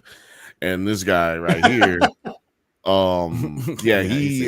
shout out to black barbers and black hairstylists. I was gonna say, like, I didn't know you cut black people hair, Jeff. This is new to me. It's a side hustle. It's how I'm trying to, really understand the world. Oh yeah, he's been on the culture, yeah, and where you fit in. Yeah, it's a friendly fade. Jeff has been on. I'm not coming up with any of the things I say here on my own. It just feels like you were assigned community service from Black History Month, is what I'm saying. You look like the type of person that would do it in March, is what I'm saying. I took philosopher of the barbershop variety from Jeff, actually. He's actually true. Y'all need to leave Jeff alone. Jeff has been on the Drunk Banthas podcast, the blackest show on television. so he wasn't on I'ma Get You Sucker, so he knows about. Can I play the clip? My pronouns are an ally. Yeah, he's been on like 100 episodes of the Drunk Banthas podcast. So, you guys do you guys have any like maybe theories of what Milkshake is gonna do going down the line? Because we only got one more episode, and I feel like he's just gonna go totally off the reservation and just like kill somebody, because it seems like he's devoted to Cure, but he's also kind of hates them. Nine, do you have any like ideas? We talked about it. We said he was getting over it. We said that like 3 episodes ago. He's over. What's he gonna do? Well, I think he's gonna make somebody devour feculus. Sound like it to me. Nine, where do you think they're going with Milkshak's clear angst towards the Lumen family? At least maybe not Lumen itself, but he's getting pissed off with these white folks, right? Because we're in the end game now, Tony. Right? This whole episode was just them, actually putting all the chess pieces together for the season finale. And I'm actually kind of surprised that Natalie was not part of this episode, because I figured if Milkshake was going to team up with anybody, it would be with Natalie. Why? This nigga was trying to talk to her like 6 episodes ago, and she was like, yeah, nigga, okay, whatever. Well, yeah, like you build a resistance, because she was like definitely feeling a certain type of way from those portraits that Lumen gave him, saying like, this is Kier. You thought that she gave off that she was feeling some type of way? Yeah, absolutely. She was like trying to smile through the pain through that whole scene. And I think that if anyone is going to be his best ally, it's probably going to be, Cobell or Natalie, that can actually like do something that like changes the whatever. I think Natalie is deep in it because she's friends with Helena. She's best friends with Helena, so I think that she's really about it, and that's why Milkshake is feeling like he's out on the edge by himself. Jeff, where do you feel like what's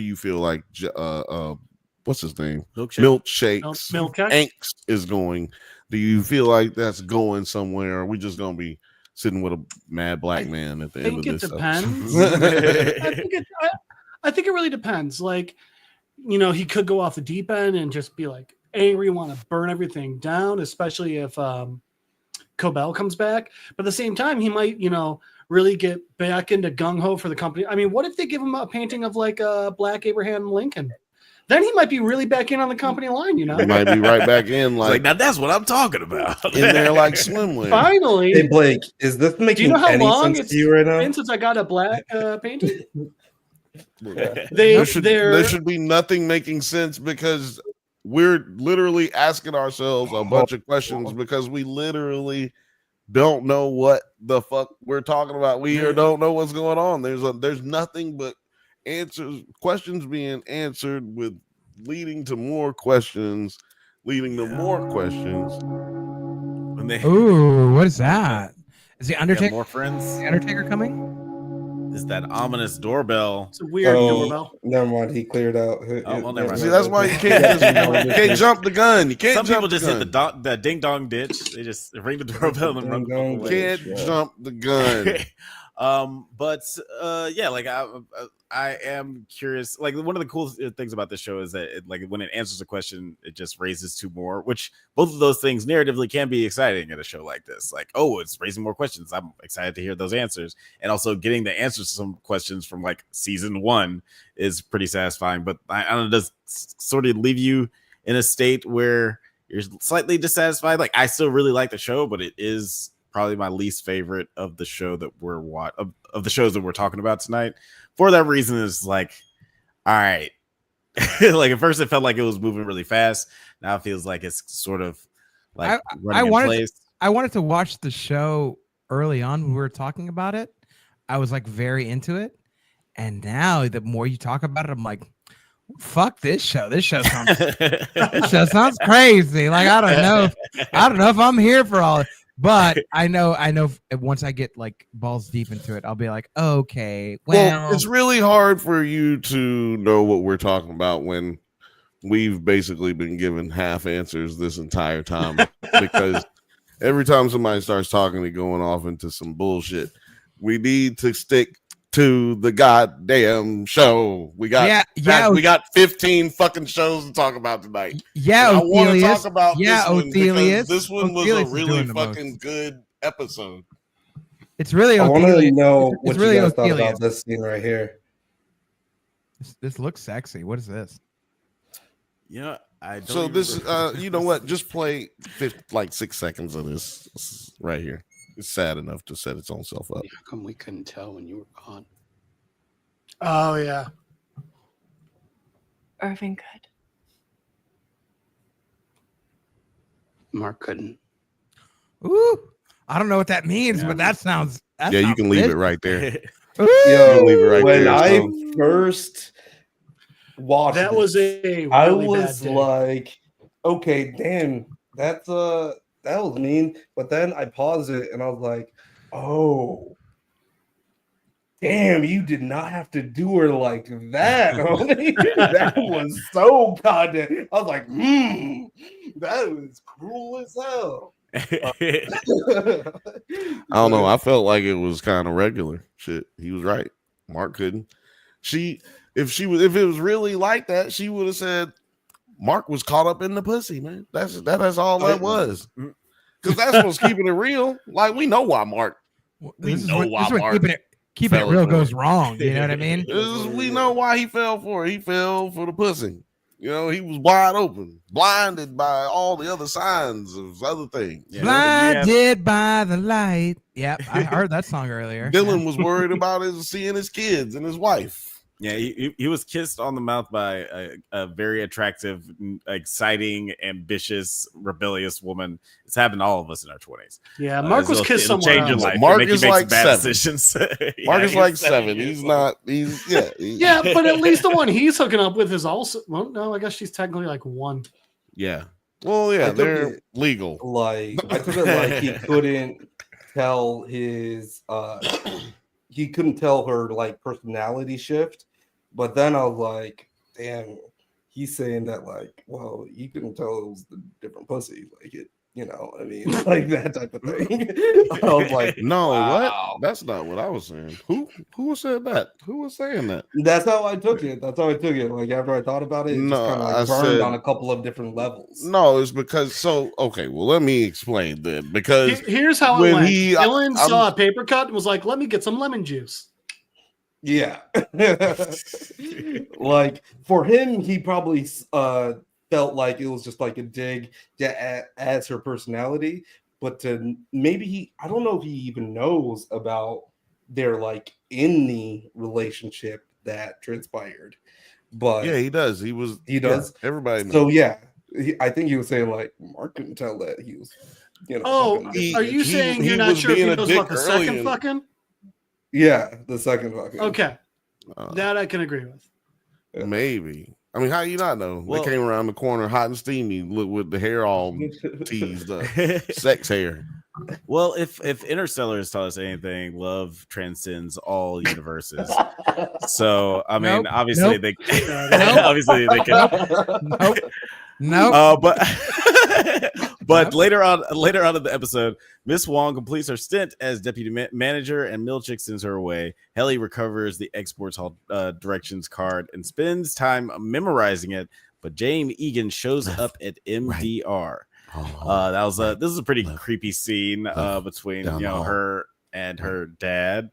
And if I'm not mistaken, he refers to her as Helly, right? So this is the first one. This is the first time we're gonna talk about them. We're not gonna talk about the weird ass shit that happened at the very opening scene. We're not gonna talk about that. Wait, she was swimming. What else happened? She was swimming. By the way, a lot of people have been asking like online, like, "Oh, what kind of clock is that? Is that?" It's like one of those timers. It's not a clock.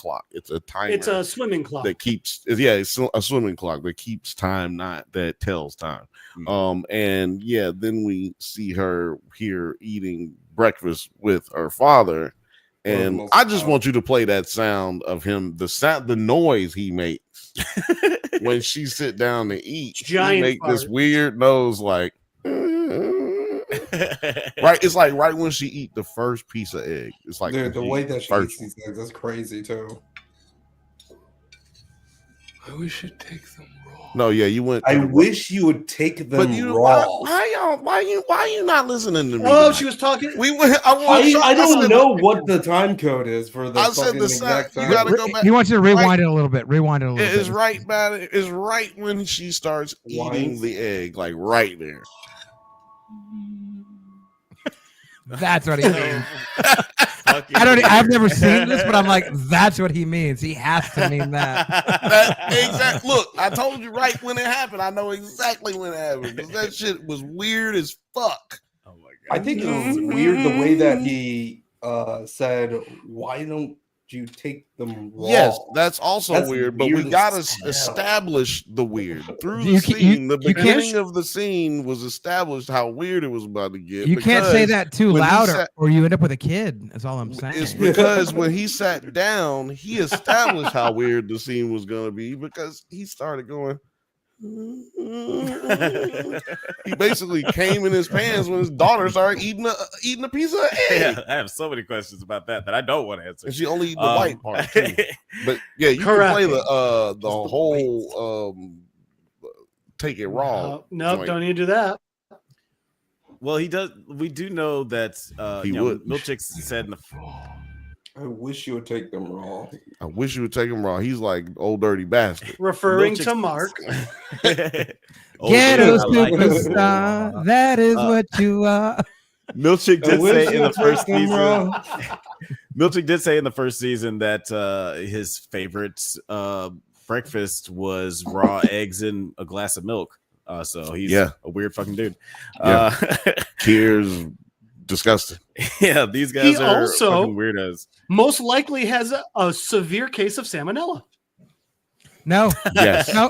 Or at least runny poops. As somebody that drinks raw eggs and their shakes, you don't get like that is such a fucking urban legend, dude. You can put like raw eggs in your fucking shakes and you're gonna be fine, dude. Yeah, it's because we put enough bullshit in our eggs. We wash our eggs with a lot of bullshit. So protein, almond milk, peanut butter. If you put that with a raw egg, you can put 2 raw eggs in there. You're gonna be absolutely fine, dude. You're just scared because you've never done it. You're just scared. A lot of people are scared because a lot of people are saying, "I've never seen it." I told them you should see it. You might be thinking about raw milk. No.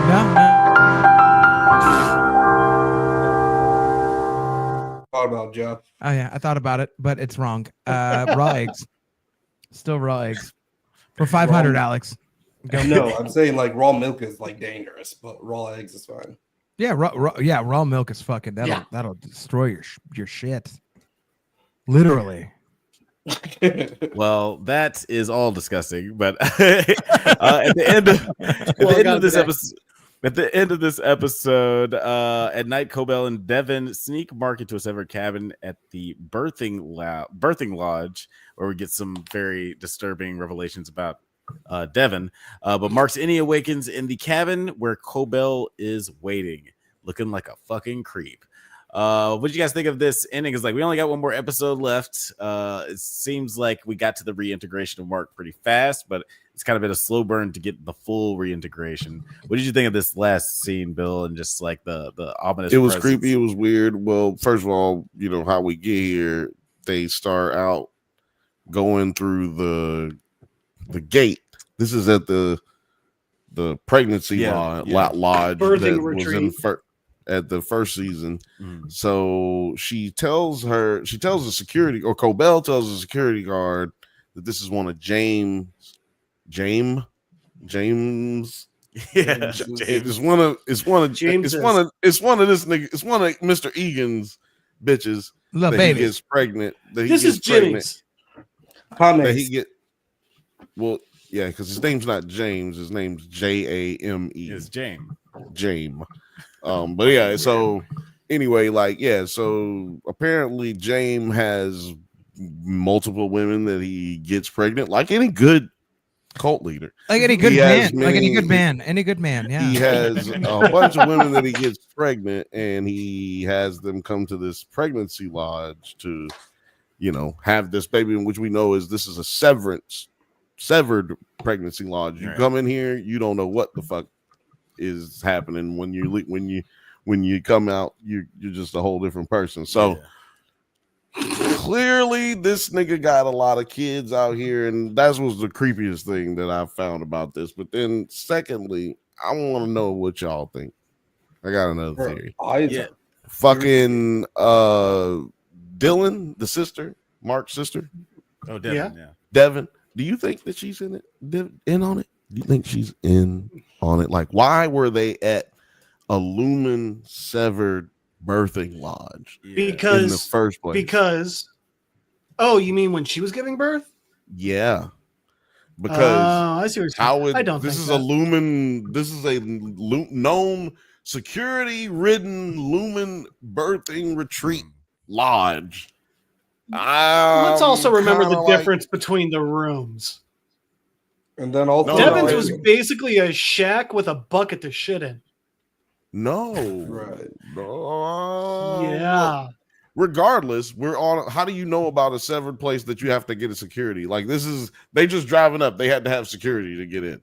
Like, I mean, but like Rickon would have set up all of that stuff, because Rickon is how would that's not necessarily true. Wait a minute. You're saying that because why would it be that? What is it that is you've established that Rickon would make Rickon be the one that would have done it? Why couldn't she have done it? Because Rickon is into all of these weird ass rituals and like things that No, you taking it. You just don't like women. You think women can't do nothing? No. It's just that Rickon is literally the weird character, and he literally wants to. Yeah, women usually are the ones who set up these kinds of things. When it comes to pregnancy, women are usually the ones who set up this kind of stuff. Yeah, I remember in season but 1, women aren't usually married to Rickon. Right. Well, Rickon wrote a book about being against Lumen. Exactly, as he just Hector is trying to show y'all.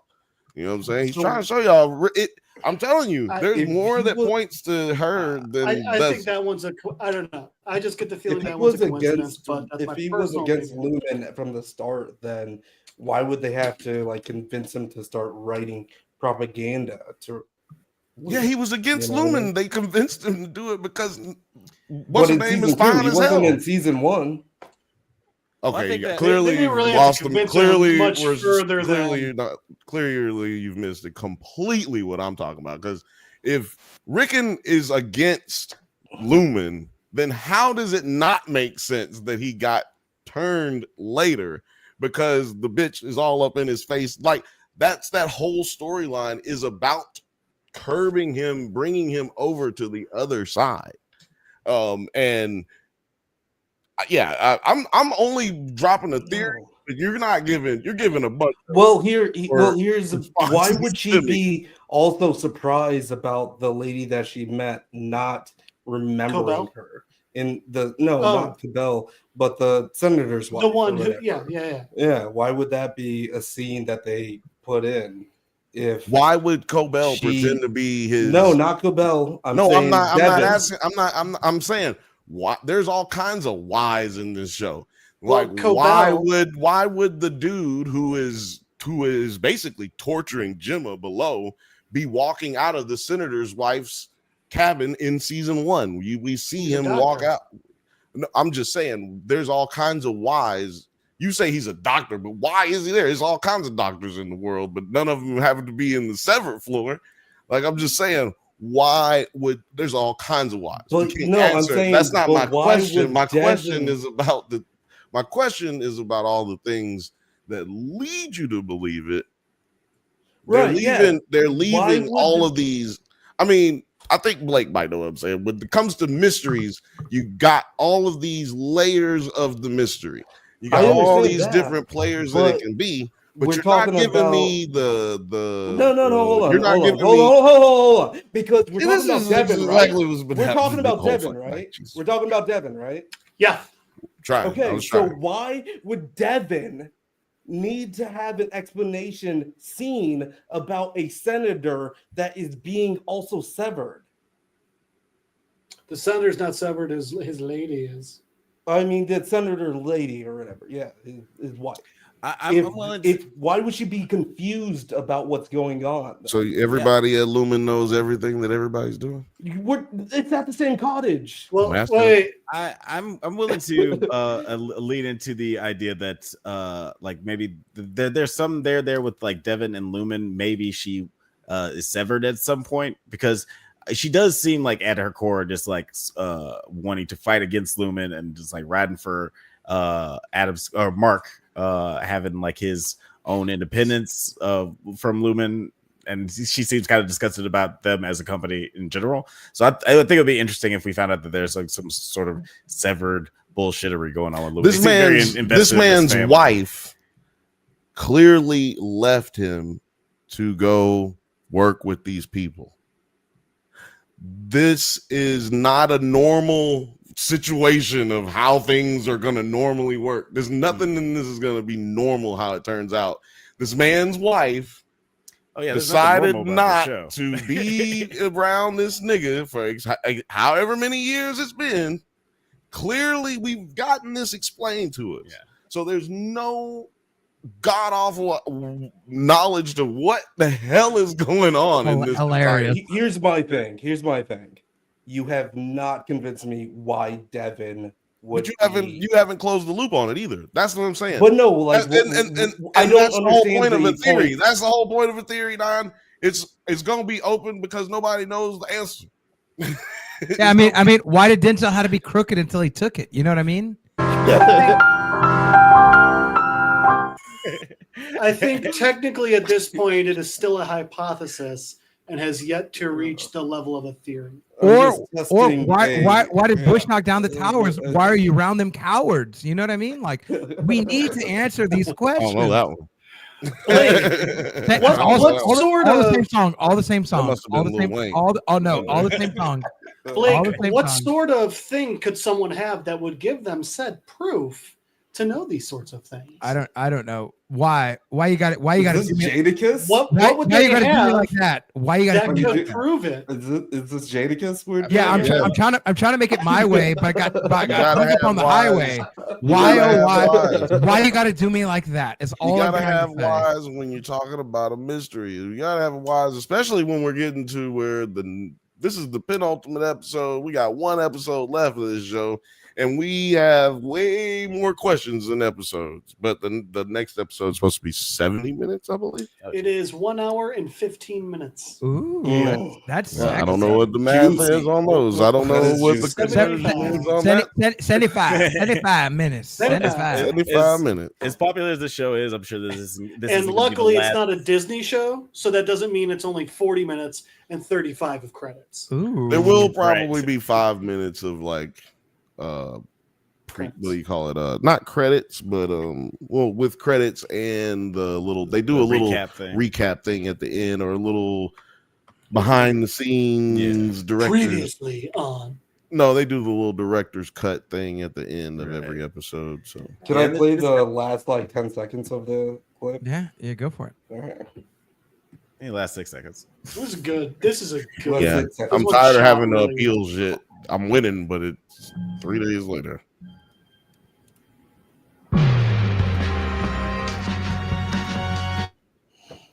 Woof. She looked evil as fuck. She's alive. She's alive. I think it's gonna be a sad episode for our innies next episode. Good. I mean, we don't know. It's kind of a sad episode. This episode. There's nowhere for our innies to really go.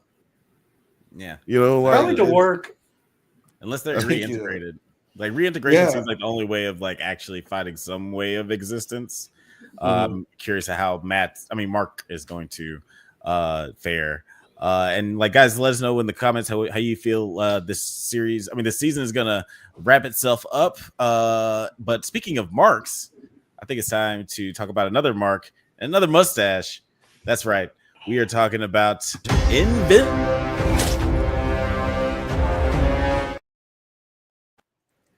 Yes, the season finale of Invincible 3. It's exciting. Wow. This was a hell of an episode. I think that a lot of fans have been just like kind of critical of the animation this season, but I think haters, pretty haters out there. I think everybody's pretty satisfied with this episode. Nine, what did you think as our resident Invincible hater? What did you think? Hold on. I think we have someone at our doorbell again. Oh shit! There's someone.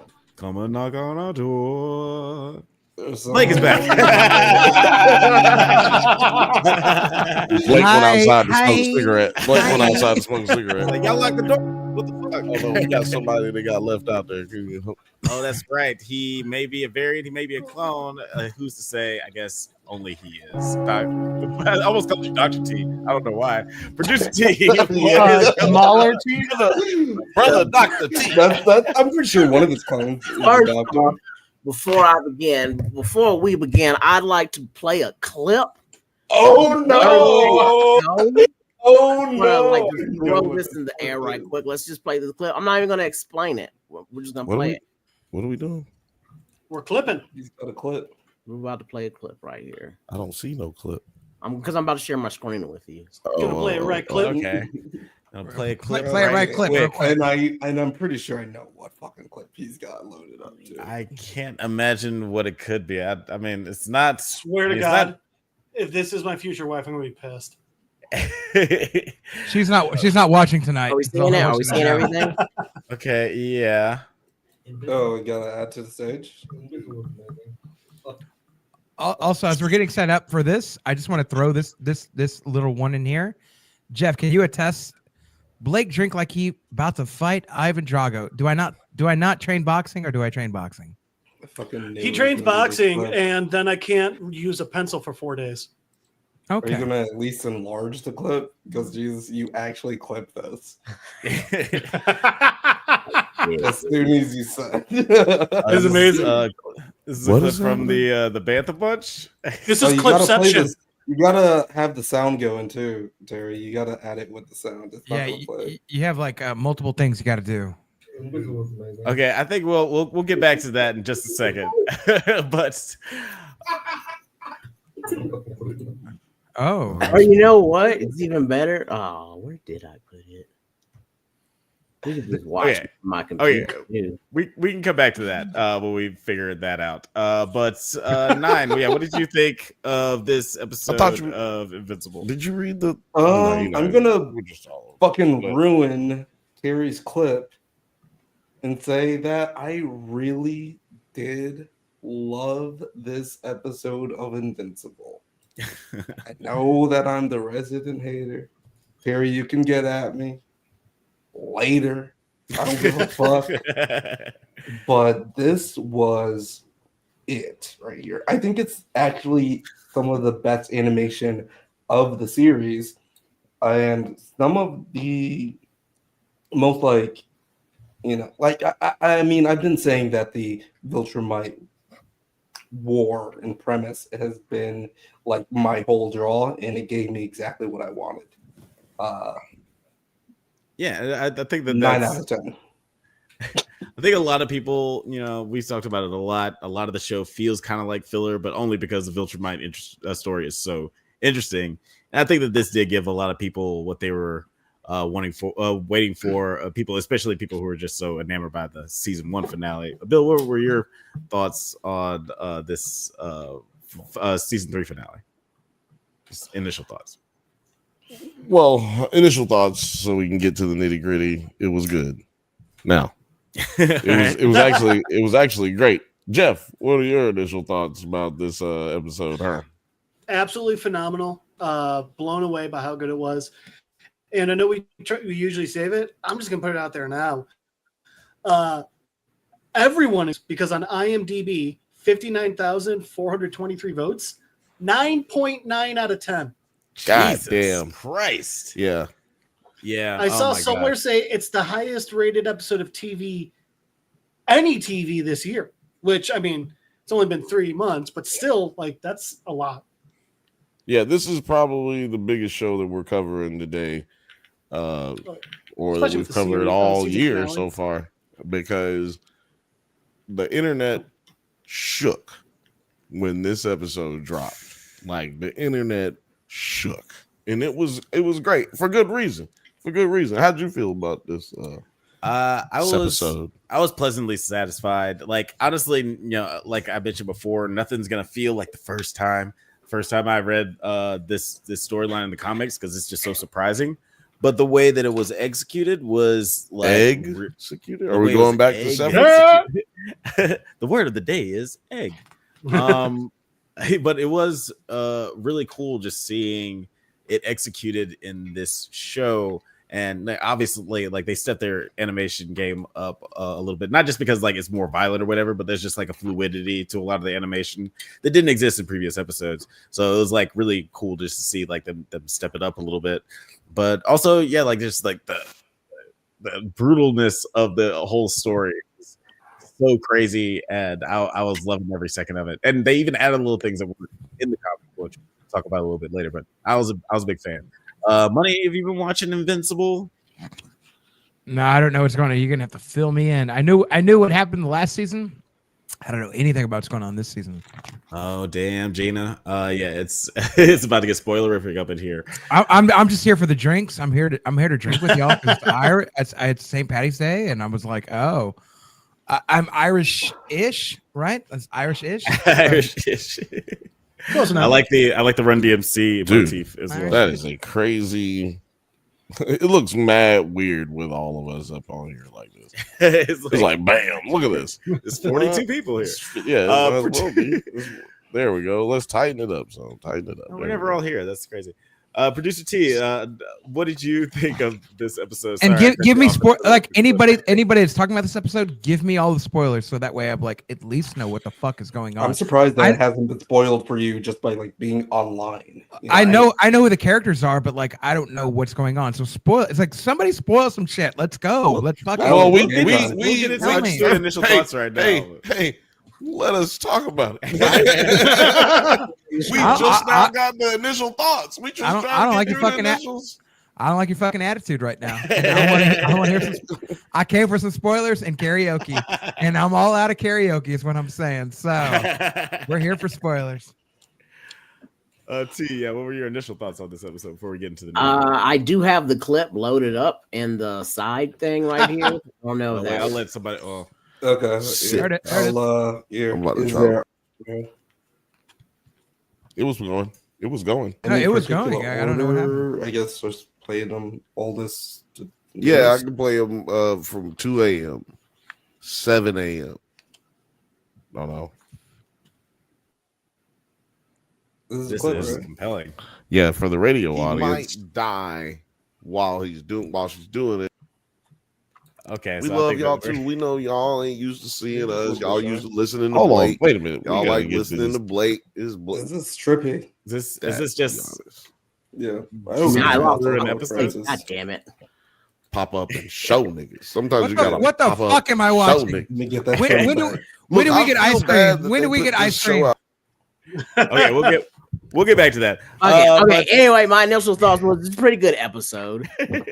But it is doing some stuff that wasn't in the comic book, and that whole conquest scene is still just messing with me. Like, it was like, why was that necessary? Like, why did you give him you want to give him a sad backstory all of a sudden, being like, Conquest ain't even real my name. Calling me that. I don't even want to be called that shit, and I can't even cry because nobody would even listen to me because they don't even like me that much. I'm so lonely. Like, why? Why he was supposed to be the big bad dude, and all of a sudden this nigga got mental problems? And it's extra great when it's like, I'm so lonely. Why doesn't anyone want to hang out with me when I just love murdering everyone? I don't get it, guys. But then he was just like, I'm so much more than this. After he just went on like a 5-minute speech about how much he loves to murder. I was like, yeah, are you more than this? You were just ranting and raving about how they don't let you pop off and just show niggas. And now they're like, I don't know what you did. I want to thank you because they said Conquest, you could go off the chain, and now you're just like, I don't even know why they call me Conquest. My name's Harold. He reminds me of just like a sadistic defensive lineman who's just like, I also paint. Well, nobody care about that. But like when George Bush tried to paint after he was president, everybody's like, yeah, anyways. It's like, nobody care about that. Get the fuck out of here. Mr. President, those paintings sure are special.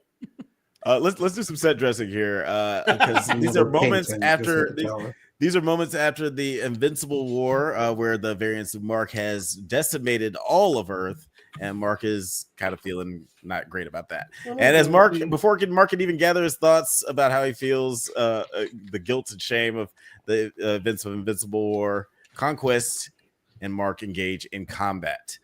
Oliver and Eve attempt to intervene, but are incapacitated. Now, I thought that this was really, that's a nice really way of saying fuck. Yeah, they were fucked. When you almost get torn in half, you're incapacitated. We'll let you go ahead and go, Jeff. We'll let you. Oh no, I just loved referring to them as incapacitated. One was disemboweled, and the other was almost torn in half. Jesus, yeah. Oh man, that was really brutal. Him getting punched in the face, and then he just spits out all of his fucking teeth. But he got punched in. I thought did he get punched in the face, or did he get punched in the stomach and then spit out all his teeth? It seemed like little bug boy got punched in the face too. I just want to say that Adam Eve is so fine that Conquest regrew his fucking eye to get a good look at her. That's evidence. Share up to the screen. Here's the evidence right there. Look at that shit. Oops. His whole ass eye grew back. Regenerated Conquest. But after he threw her away, Conquest's right eye was gone. Disappeared again, but you know what I'm saying? She was so fine. He grew another eye. I want to see it. I want to see it. No, it was a glitch. Right? Yeah, it was. I was going to say that there's people in Mississippi There's people in Mississippi with no teeth being like, yeah, I feel what's going on right now. Like, I get it. I just thought that was kind of funny because Nine had brought up the point about the no animation update mistakes, and I was like, actually, there was a pretty big mistake in this. The one episode that he like, he's like 2 episodes, and how quick was it? It was milliseconds. Oh, okay, yeah. Frame rate, but it was like a frame where they're locked in. I'm fine with that. And the homeboy has his eye, and they zoom out, and he has both. I'm saying when there's like whole. Are we caring about that? With the whole scene where it's just like the scrolling across the screen for like 5 seconds, and that's when I'm like, what are you guys doing? Yeah, when it feels like like there's not a lot of like a movement or fluidity that like that happens a lot, especially in flying scenes. But this just felt really awesome. Actually, I'm gonna play a clip of the fight scene between Eve and Conquest because I thought that like the animation here was pretty special. Mark! Get out of here! Go!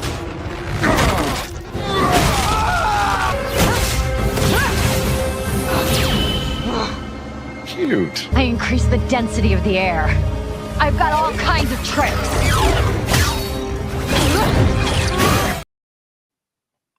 Yeah, and it's like, Adam Eve, you can do that type of stuff. Do that more, please.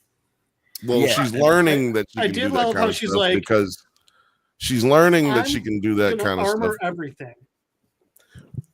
Sorry, go ahead. She's learning that she can do that type of stuff because she's going to school. Remember, she's stupid.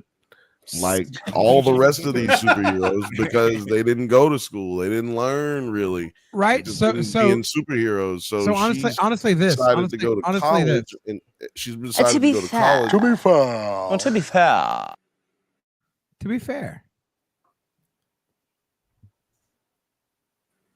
What? To be fair, you're usually supposed to say something after you click the button. I did. I was like, yeah. To be fair, she's stupid, but she's doing school now. There we go.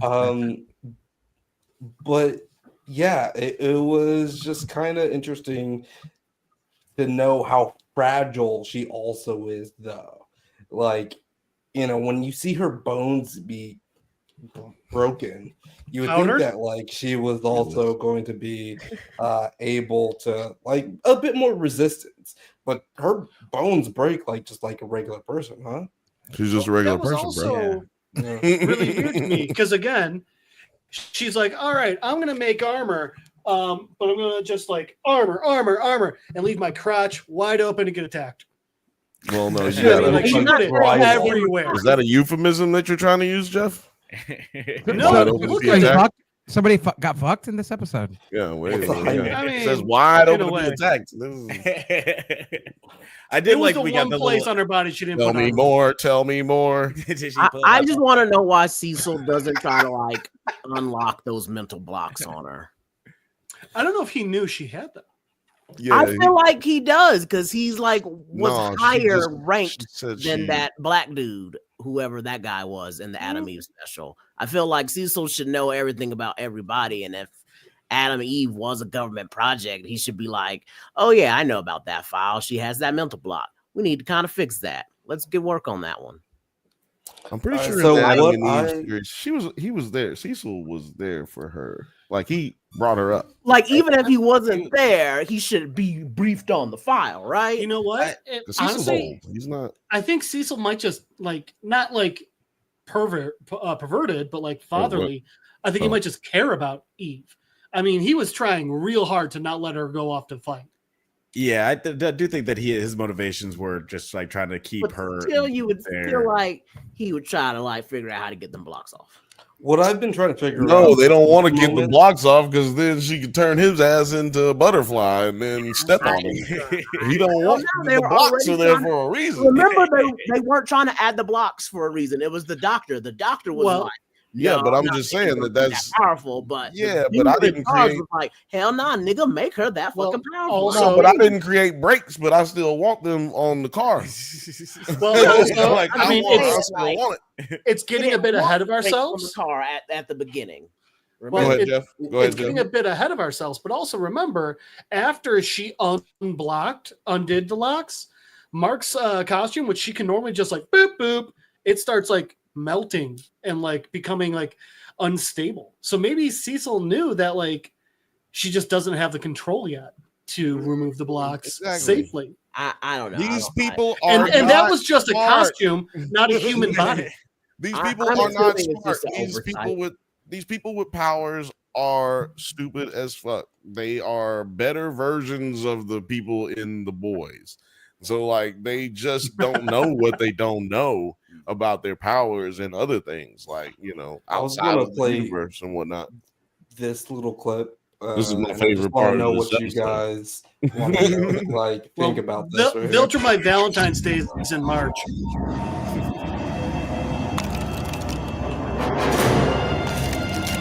They didn't have a problem.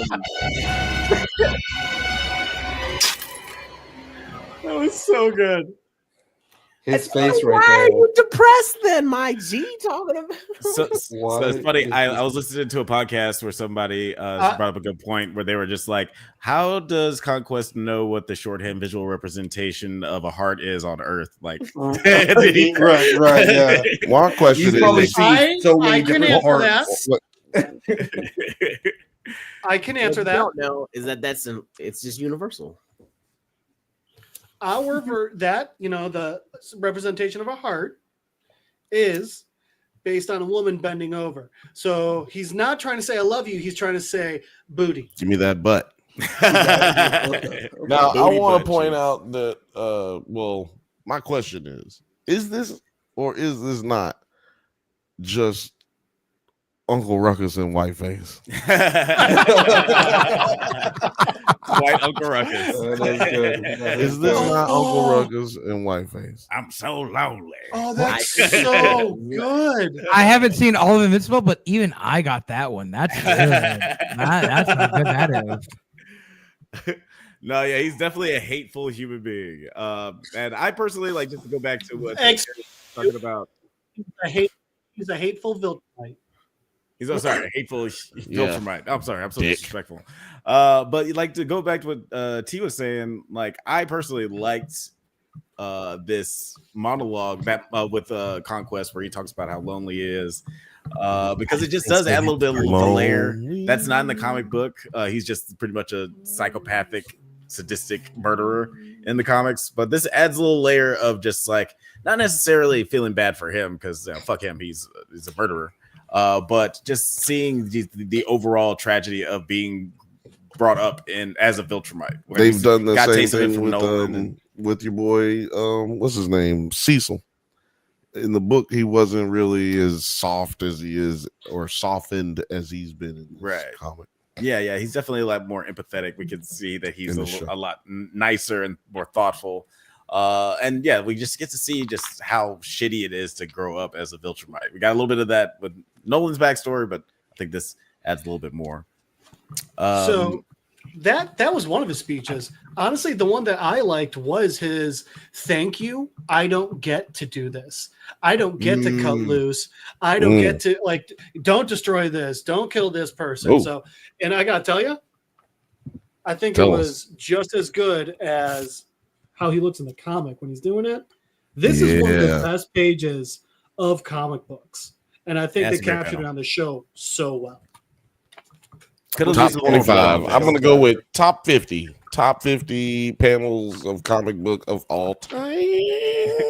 Yeah, and like, so I'm curious, like, so Nine, you actually, everyone here has read the comics who's actually watched the show, right? I haven't gotten to this part of it. Oh, you haven't gotten to this. Stop assuming shit. Stop assuming I just now got past most of this. Okay, I do want to play just like this clip from the ending of this fight, and I'm curious what you thought like of this, the way that this fight ended. Now we're getting somewhere. Now we're getting somewhere. Stop. Because this shit being unmuted keeps fucking it up, and I'm tired.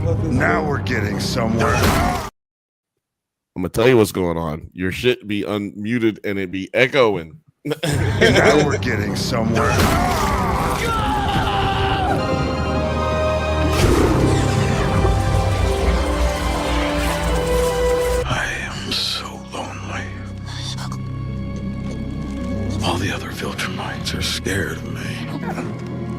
am a victim of my own success. Conquest. I don't even get a real name. Take it to your grave.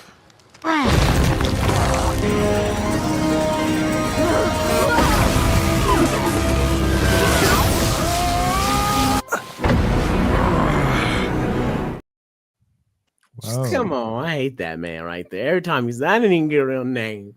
You know, when we would have the three-legged races, nobody would be my partner. So I killed them. You go to the park, you see me on the seesaw, just sitting down with one end up all in the air. It was just to see. There was no soft for me. It just sounds like he needs either therapy or a Terry clone. He needs therapy or a Terry clone. Like, and he will be fine. He'll be absolutely fine. Therapy or a Terry clone. He's doing his Samuel Jackson in You know, I don't know if he was hugged too much or not enough. Samuel Jackson in Secret Wars. Oh yeah. You know, we back in Alabama, my grandmama used to take He's us on a on train to the Alabama. Oh, Conquest is on the train to Scroll Alabama. So are they going to make like a reanimin of Conquest or something? Is that like what Cecil's planning? I don't think the he's plan not dead. is. Same shot. It seems like the plan is, like, from what he said, because we saw that he was making Reanimate of the Dead Invincibles from the Invincible War, but it seems like he plans to keep him in captivity and question him as soon as he regains consciousness, which, how is there any consciousness left? I played as much as I could because so the shit that happens later in the fight, I did not think I could show. But yeah, I assumed he was dead when I read this for the first time. But seeing that he's being held together by Cecil is very distressing. Athena said, "Yeah, Conquest like the."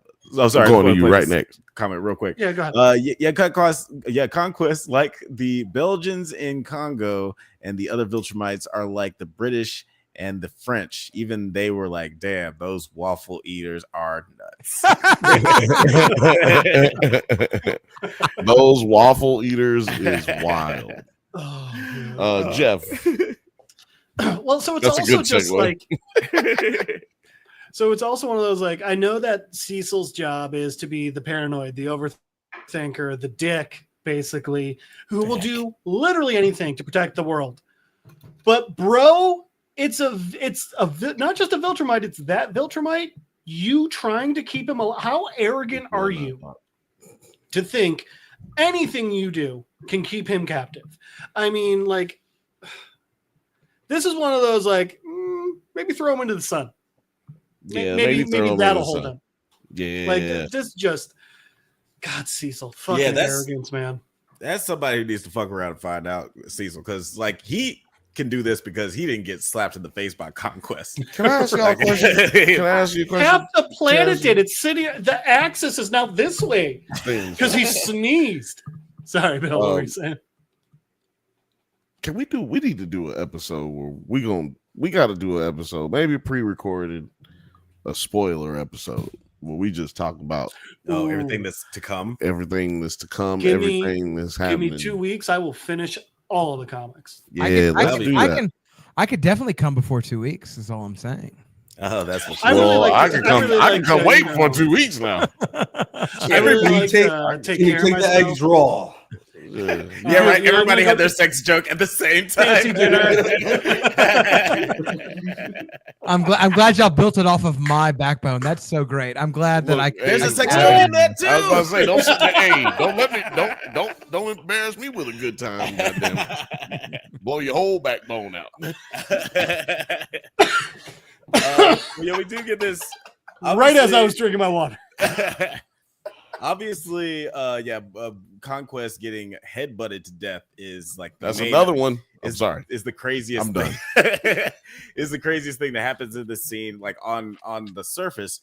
But the craziest thing to me is that Eve came back from the fucking dead like Phoenix Force. I forgot that happened in this part. I felt like that happened some other time. We thought that happened at the beach scene. Well, I don't want to say where I thought it happened, but you know where I thought it happened. Viltrumites really love throwing other Viltrumites through people. You run out of things to do when you're going over 8,000 years, man. You run out of. Give you such a crick in the neck. He took Mark to Miami on this one. Oy vey. I'm pretty sure that was real. That's right. Othelia's letting everybody know, you know what I'm saying? NAACP certified film critics over here, right here. Absolutely. Never been prouder of the podcast. I haven't either because like I'm now classified as a color person because I'm Mexican. So I feel so represented right now. It's so Let me great. just tell you something. Well, now I'm worried because clearly I'm just here because of DEI. I'm gonna tell you right now, Blake. I'm gonna tell you right now. All them white people knew you was a color person. You might not have known that you was a color person, but them white folks, they knew. Difficult because it was always I was not colored enough for the colored people, and I was not white enough for the white people. I was always an in-betweener. So every day of my life. Gambino? You trying to say you was Charles Gambino? Till 2005. Hold up. That's all I'm trying to say. Is like hold up. Hold up. But T, I'm curious how you feel about like this, the implications that Eve is like maybe immortal, kind of possibly. She can heal herself at imminent danger. What do you think of this? I just kind of hope that just answers, the question I have of why hasn't people and the team try to be like, hey, yeah, I remember we put these blocks in you. That one doctor did that shit, so you wouldn't be super powerful. But we kind of need you to be super powerful now because we got all kinds of shit that's trying to kill us all the time, like the whole Viltrumite army. So I hope maybe they start maybe like training her to get through these blocks, and so we can see that. And so because we really just don't need a whole another Viltrumite talking about, oh, I'm even scarier than Conquest. When I was growing up, I didn't even have a shadow. That's how lonely I was. I would yell off a cliff and I wouldn't even get an echo. We got a Viltrumite Peter Panning out here. I got a question. 42. Rim shot. Damn, I just forgot it. But it was about. Oh no. Because it's about Eve. See, Adam and Eve, not Adam and Steve. Yeah, I mean, go ahead. I just always felt like this was stupid, man. This battle takes place. Eve cannot harm people with, like, she can't harm organic. Right. So, she also can't do good for organics. Right, like she just can't. Her powers, I should say, her powers don't work on organic material. Right. Organic beings. She has a mental block placed on her to prevent her powers. Okay. Goddamn, splitting hairs. My point is, Jean Grayson shit. All right, let's just get. Hey, look. Yeah. I mean, Jabberjaw and goddamn Peanut. Her powers don't allow her to use them on organic material. How is it that she doesn't use it against this nigga's arm? This nigga's half his goddamn arm don't exist, and it's robot. Yeah, it's all robot, by the way. Yeah, and she never does anything. Yeah, she should have That is I know. Bill, you already gave us this answer. She's stupid. She's dumb. There you go. You did say that. Again, there you go. Her thoughts were armor and mace. Yeah, I'm gonna use a mace against hammers the and walls. air thing. That was fucking brilliant. But then, like, everything else she did was like, hey, let's let you have as much time to hurt me as you can. Yeah, actually, it's like drywall. Because to your point, to further the point that they're dumb. If she knew something about like chemicals or like chemistry in general, she could know about how molecules work in the air and about how to create certain like we have other things in the air as well. We don't just have we got nitrogen as well. You know what I'm saying? Like so she can be fucking his whole ass up. Like you can figure out what Viltrumites can't breathe. We gonna run all kind of science experiments on a Viltrumite because I'm smart. But if I'm not issue smart, with that one, we just I'm gonna make you move real slow. The issue with that one is Viltrumites can fly out into space without like needing like a mask or anything. So right, but there is damn. God, shout outs to Athelius I can't say for making the Mike Tyson reference through. You know what I was about this to say. fucking comic book. You know that what is great. Everyone has a plan till they get punched in the face. That's literally the Mike Tyson quote. I will say, if Eve does keep developing these powers, could you imagine if she's just like, okay, your heart is glass. I win. Your brain is silly putty. That's what I'm saying. You gotta like bitch. Bitch, relax, bitch. Oh, the once mental you getting crazy. And we saw precedents of this in the Adam Eve prequel special, where she can't consciously affect those types of things, and I think it's a cool thing that keeps her from going full Dr. Manhattan. Right. Yeah, grounded too, because what is it? What, like you said, full Dr. Manhattan. What good is it, or how exciting is a show where a person can't die, can't be harmed, and can't she could just snap her fingers and everybody goes away? Like that's not fun. One Punch Man is pretty great. It sounds like the middle of Deadpool and Wolverine. Like it's fucking useless. Jeff, do you have a panel for this? Part? Is that a thing? That's definitely a panel. Oh yeah, that's definitely a panel. It's one of the more iconic panels in comic book history. And this is one of the coolest First, things. we got Eve blasting him. Yeah, that's crazy right there. Then love that shit. Took his titty off. It's Women History Month. It's Women right History Month. Women History Month. Him just falling there with just, hey, who needs sizzling? And I like that they kept that part from the comic where she just says jerk right before she passes out. The cooler part in my mind, and it's literally the next page. Alex, you referenced it earlier, the headbutt. It's an entire page. It's an entire 2-page panel of that's one big version of it. And then all the little ones of him going around. This was very awkward to read on a plane, by the way. No, I'm gonna say go out on a limb. Viltrumite's flying next to it. Reminiscent of the Viltrumite fight on that bug planet or whatever. Yeah. Thraxel. Yeah, that was another awkward couple scenes to be reading. I like to read these. I fly a lot, so I'm always. I remember when I said that they was gonna slap cheeks, and I remember when I blew Othelius's mind when I said that Omni-Man was gonna be slapping cheeks with bugs. Yeah, he's like, what? and that being said, Producer T, you should probably just stop reading Invincible on planes. You should stop. It's gonna get weirder. It's gonna get weirder. Facts. Big facts. How did you not throw comics at all? Go ahead. That clip right there. Oh, the more you know. Yeah. Nope. They were fucking. It was gross. They start fucking. It was gross. But later on, because obviously the fight is a pretty big part of the whole episode. But we do get 15 minutes of how long is it? Denouement. The fight. Gosh, it's 25 minutes. It has to be like 40 minutes. Because this episode was 46. So I think you guys are right. 20. At least 20. Yeah, at least 20. Minimum. Did you want to cover the beach scene at all? The Miami beach scene? I still think it's people real. died. I Okay. think as far as that, we need to go with that. People died because Mark was thrown into them. I was just kind of like. Don't you think Trey's a little old to be taking karate? You probably taking it with the little kids. Mark looked like he was taking with the little kids. I was like, did they just use the same animation cells for pretty much? Oh my god! For the train scene? No. I'll tell you what. If you don't know what's about to come, this just looks like a really sweet, almost a dance scene.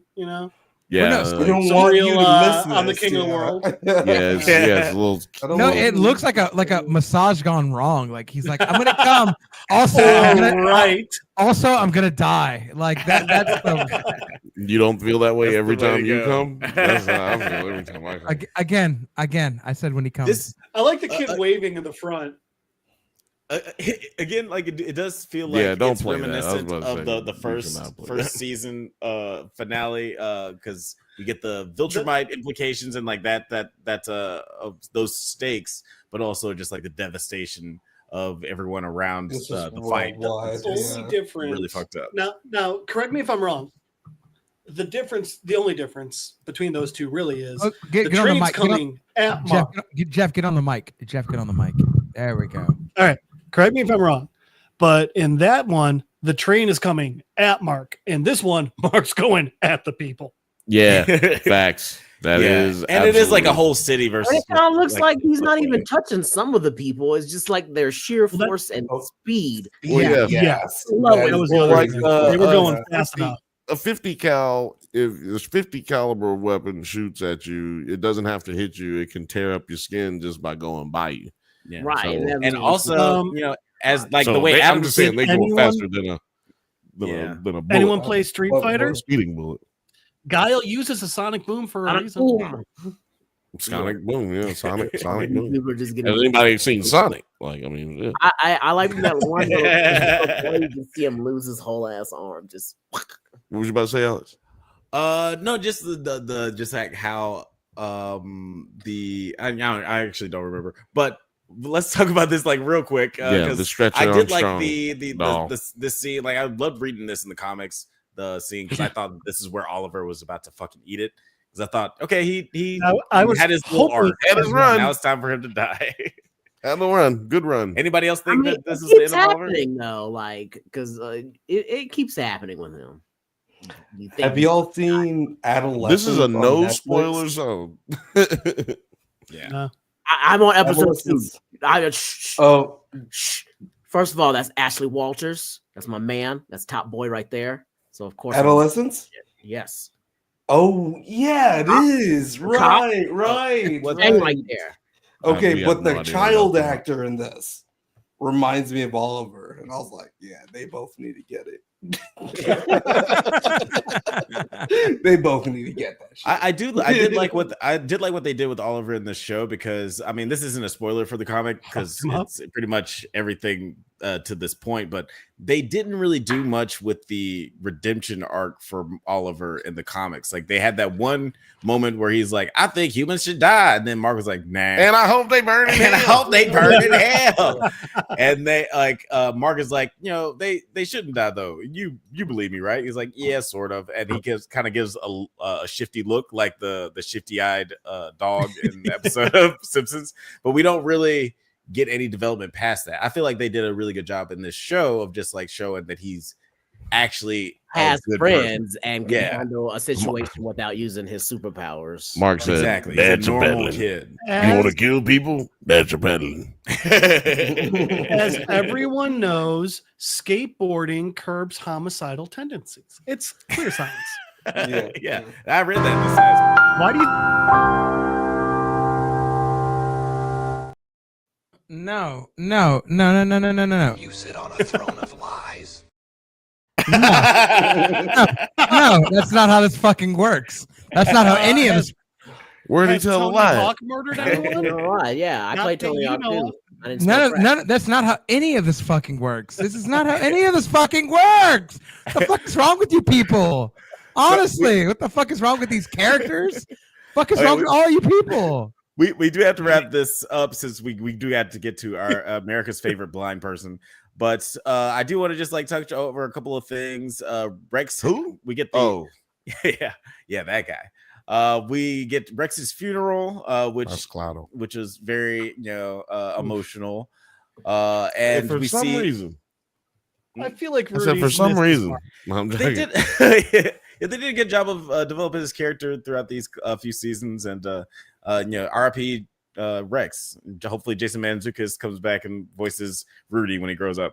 But as the world rebuilds, Livingston builds up an army of Sequid possessed humans. A group of aliens find Battle Beast, and the technicians begin to use Angstrom to claim a new world. And then we see at the very end the Dark Blood meets with a demon overlord to help reinstate him as Hell's ruler by exploiting a powerful being on Earth. Now this part is wholly original to we got this the like show. it was this weird montage Well, shit's gonna be fucked up next year. Yeah, for like 8 Shit minutes. gonna be fucked up next year.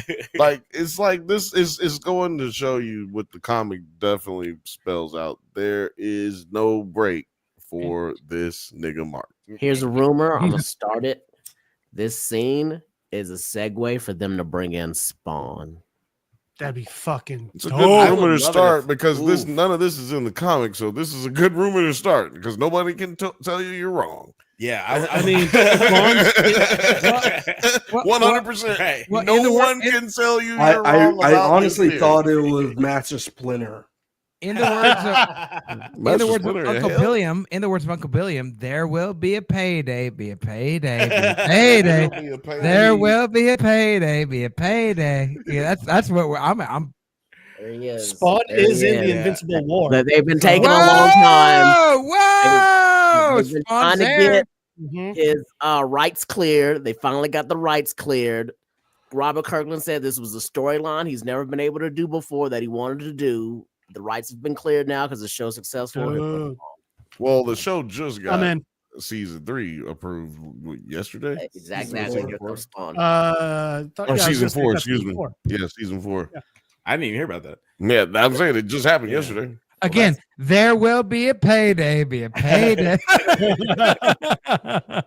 I'm just going to point out that last week I was talking about how fickle and fragile contracts like this can be, and the fact that they didn't give this show or at least announce that this show was going to renewed for another season, and by the way, only one other season. The fact that they didn't do that till 3 days after the episode done premiered, I think that you should make sure you tamper your expectations when it comes to telling this story for a long period of time, at least on Amazon Prime Video, because they don't own this shit. It's not like how Warner Brothers tends to do, and they buy up the whole shit. It's not like Disney. For some reason, Amazon hasn't gone into the business of buying up a property. They're basically leasing properties. Right? Yeah. Why do you think that they would have bought up like Lord of the Rings? Or they didn't buy up Lord of the Rings, they're leasing it. That's my point. You got companies James like Bond. Lord of the Rings is a Warner Brothers property, right? That's why it's on. You can go on HBO and they got it all there. It's just chilling, like it ain't going nowhere. James Bond is a lease. You see what I'm saying? Like they're because that can go up whenever their contract runs out. Somebody else is going to be able to have the opportunity to pick it up, and then vice versa and vice versa. Well, it's the reason why they have to do a certain amount of rings of power per year, because they're like, I'm on a lease, and guess what? If I extend the lease, then I owe you money, and I don't have any show. Exactly, and also it's the reason that Spider-Man properties suck on Sony, because they have to use most of the the material, or it gets brought back. Random ass movies. They have to use they do that because they have to use the property, or they'll lose the property. Right. And is Spider-Verse not enough for them to? No, it was until they didn't figure out how to do a third movie. They were like, "Oh, we're gonna do a third one. It'll be out this year," and it's not out this year. They're like, "Well, it'll be out next year, so don't even worry about it. Don't even worry about it. Don't even think about it. Don't look over here. Yeah, don't even think about it. Actually, it's terrible. Go ahead, Alex. There are a few characters that they did bring up during the Invincible War that I was not expecting them to, like Tech Jacket and Wolfman, that existed in the comics. Jacket and Tech Jacket is definitely going to be very important in season 4. Tech Jacket is definitely going to be very. Tech Jacket is definitely going to be very important in the next season. Hopefully we can get some more characters, like maybe Savage Dragon. I love the Savage Dragon cartoon as a kid. That's the one. I really hope that cartoon was lit. Also, Savage Dragon. one of my favorite rock bands that I started back in the early 90s. We all started Dragon. Yeah. Friend of the show. Yeah. When Robot says that he is changing his name from Rudy to Rex, how do you guys feel about that? That's fucking weird. well, he's all, man. It's not That's weird. not cool. It's not weird. He's already Rex. He is Rex. So if you're gonna go ahead and accept I'm saying if you can accept that, then there's nothing weirder than him being the nigga. So him taking the name might as well have took the name in the first place. This has fucking been weird anyway. It wouldn't. Why are you talking, you weird ass little nigga? Like this weird ass nigga. It does make sense. Okay, this is why one is acceptable and the other isn't. Is because I didn't fuck. You say I'm a superhero. Let's just say I'm bulletproof. I'm bulletproof. I'm the new nigga on the team. Here I am doing my thing. Bulletproof. What's up? All right. Well, guess what? I didn't fucking know Rudy Rex when he was a little kid. So me seeing him as a little kid and you saying, oh, he's gonna look like this nigga when he's an adult. Well, okay, that is weird. Doesn't register to me yet because I don't know him now. But now that I gotta call him by his little name too, and then I definitely know you're gonna. First of all, you said the little kid. This nigga, grown ass man, that took a little kid body, which make it even more nasty. Is grown. He's a grown ass man. Now he got a little baby pee. That is gross. It's not hang on. This all adds to the show. Was it Gen V? The Gen V show, right? Doesn't all add to it?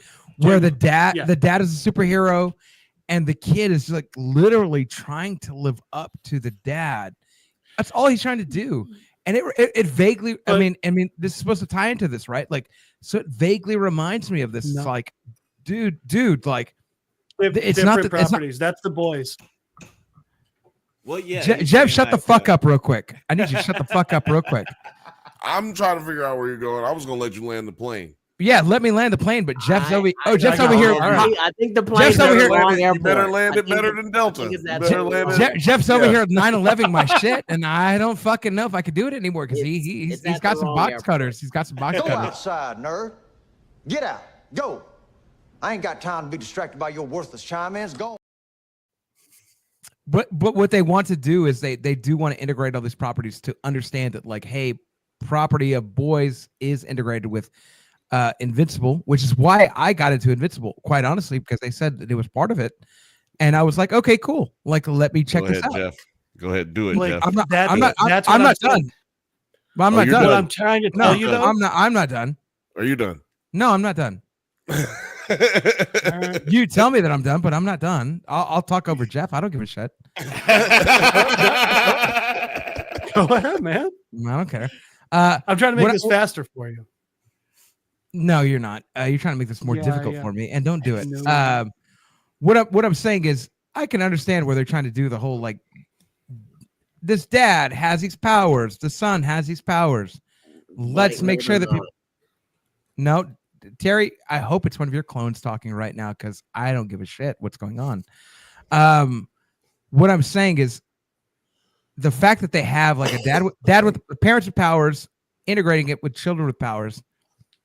It's cool to see it in live action. It's an interesting thing to see it in cartoon form, but the reason I got into it in cartoon form is because I saw it in live action form. I can't be the first person to do this. And I'm not the only person to do this. You definitely are the first person. They're different companies. Yeah, I understand that. Invincible's owned by Image. The Boys is owned by DC. They're not going to be able to cross over. They don't exist in the same universe. Sure. You are definitely the first person to do it.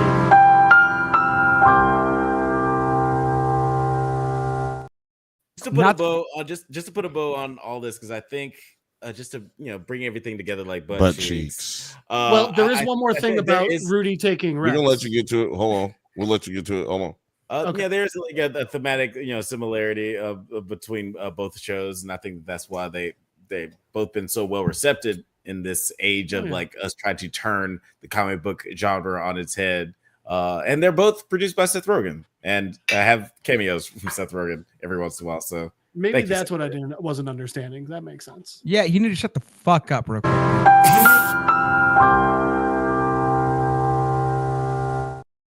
I'm done. I'm done. Go ahead, Alex.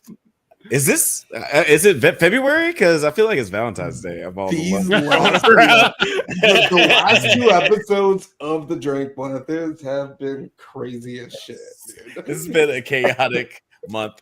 But wait a minute, the podcast or just all the last 2 weeks? Yes. I mean the last 2 weeks as well. In real life or whatever. The Bantha bunch has been pretty tame, actually. I don't know. The Bantha bunch is supposed to be the crazy one. Last week right. was That's crazy. So Rudy. So rooting taking Rex's name in this explains something we've also already seen. Where remember when Mark's stuck in the other universe when Angstrom and the future ones come, locks him out, and then exactly that's not Rexplode. That is Rudy after Rex has died and he's taken Rex's name. Which also then explains why Rex is in Robot. Which gives me hope Right, that we yeah. still have Jason Mantzoukas come back and voice this character. I love Jason Mantzoukas. I hope we never get a season without him. But Yo, guys, Alex, do you watch Comedy Bang Bang? Or do you listen to Comedy Bang Bang? I've seen like a couple of clips. I respect everyone who's involved in it, but never watched it. Good for them, but hadn't seen it. Yeah, guys, let us know what you thought of this season of Invincible. What you thought of the finale. What you thought of Conquest. It was voiced by Jeffrey D. Morgan. I guess I should say this before like the nerds tear me up in the comments. Jeffrey D. Morgan, he played Negan in Walking Dead, and he smashed Steven Yeun's character like you should head slash, open. just like you should smash that like button right now. In the Walking Dead. Also played Joker.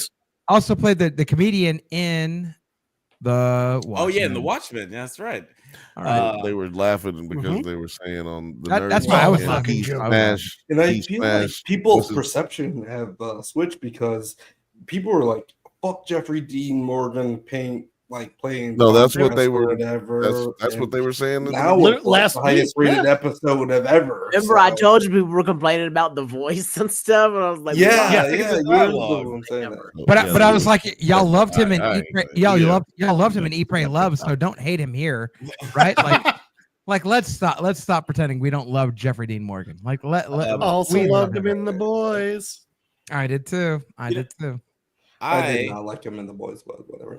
I am always lukewarm on Jeffrey Dean Morgan. He is my favorite mediocre actor, but he was really, really great in this. You just hate him because he's light skinned. But we're gonna move on to our last topic of the night. That's right, we're talking about your favorite blind Avenger. We are going back into time. We're going to the MCU. Oh, I did that.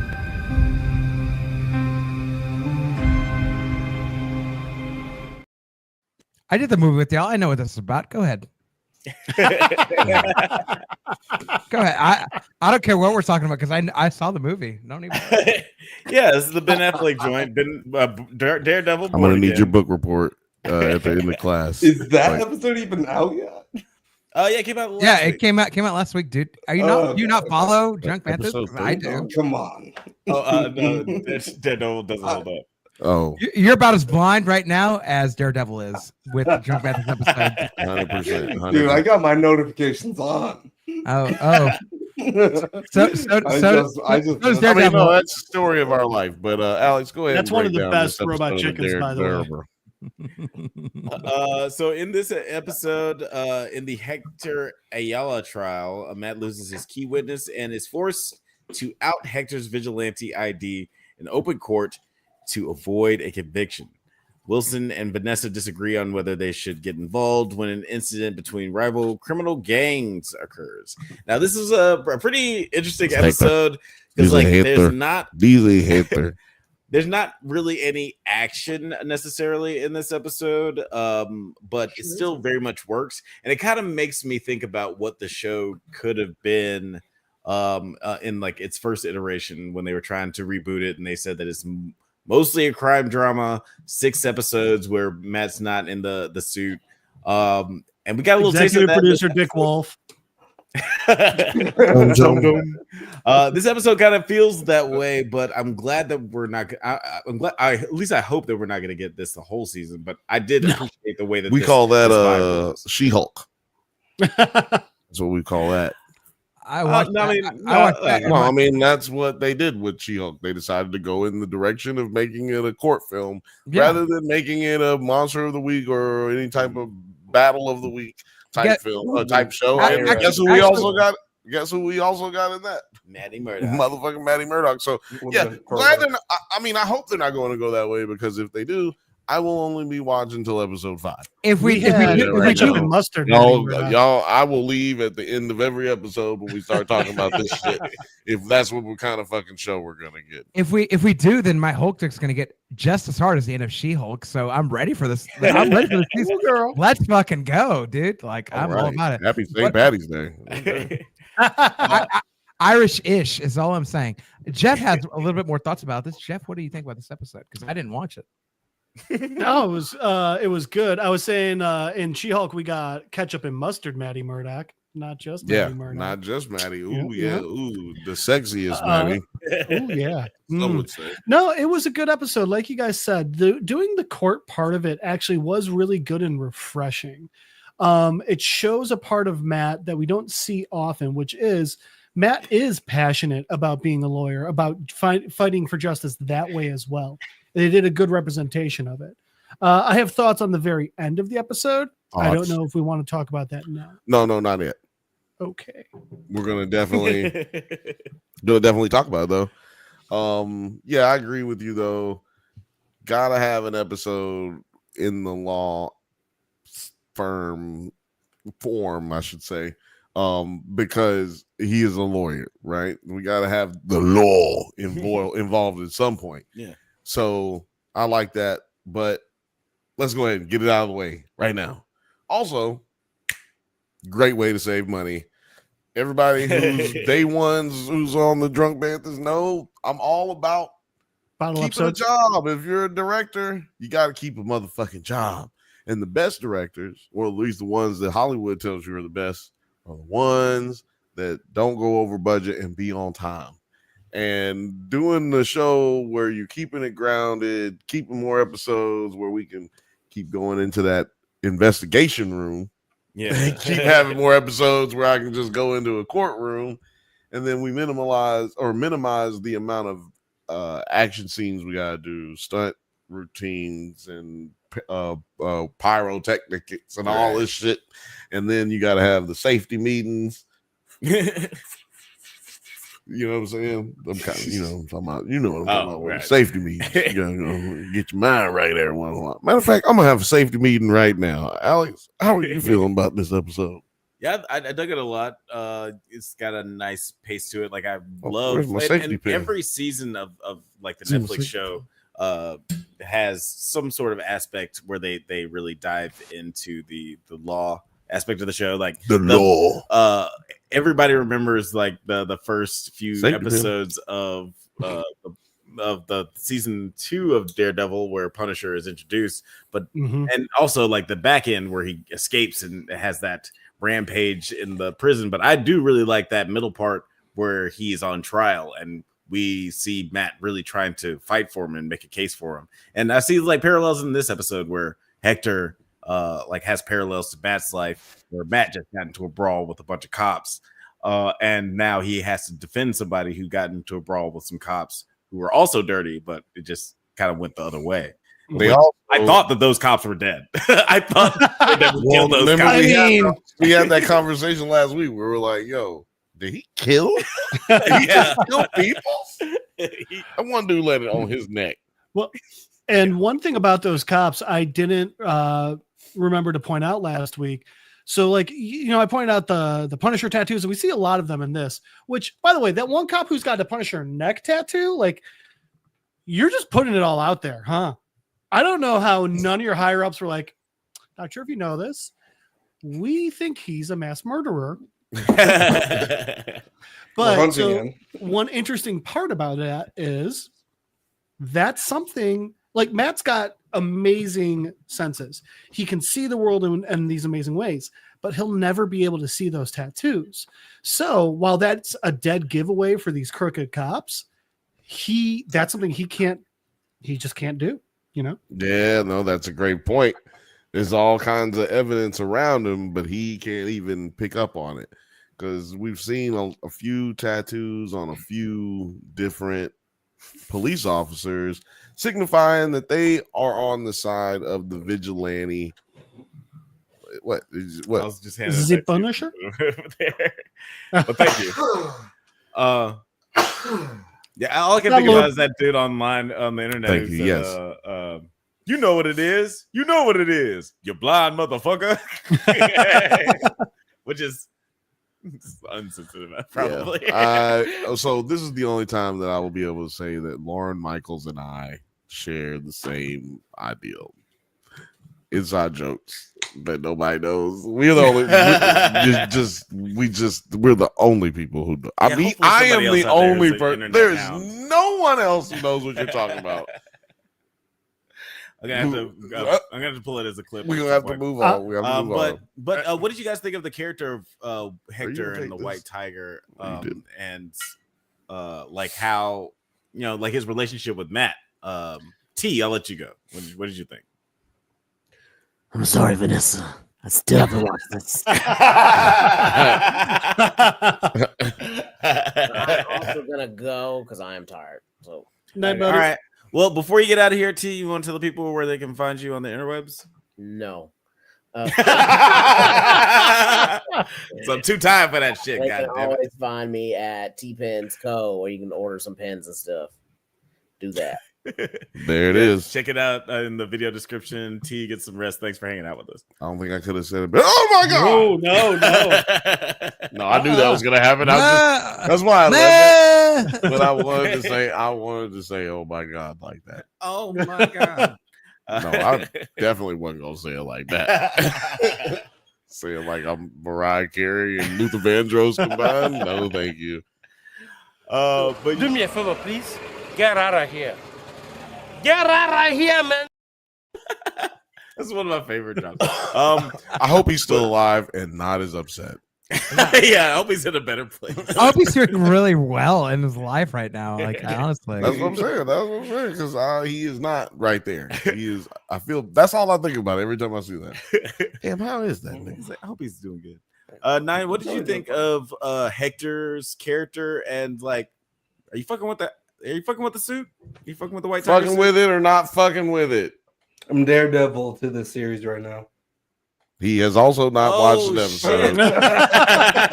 I'm Daredevil, bro. I brought back. I don't have a bandana or something. It looks cool, but I have not seen it. So good.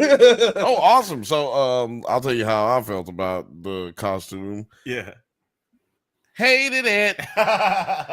Took that shit back to 1974. Yeah, he doesn't have the same tailor as he might as well be called Mexican Wolf, or what was his name? White Tiger. He might as well be called Mexican White Tiger, or Puerto Rican White Tiger, because not El Lupo. Yeah, exactly. Like Spanish. Is yeah, you know, Spanish. Is it comic book accurate? No, that doesn't make sense. Is it comic book accurate? Nope, yes, and that's the issue, is because we ain't seen this character since the 70s. So I just think it's funny when like everyone's like, "Hey, I need it comic book accurate," and then when it's comic book accurate, I'm not one of those people who I don't care about it. No, not you, but like I know what you're saying. I'm like, not one of those people. I do understand what you're saying. Now I do agree. There's somebody out there who hates when they don't do the comic book accurate, but hates this costume as well. I just hate this costume because one, the comic book, the medallion gives him the costume, and so it's not like this like putting on a. And also, exactly. I don't want to go into the death scene at the end, but I'm gonna do it and throw it to Jeff. But also, he wouldn't have been able to get shot in the head like that if it was really like it was, because he has a small healing factor, and the shit provides like the medallion, the suit, it provides this small, albeit small, level of protection. Should I download the episode? So yes.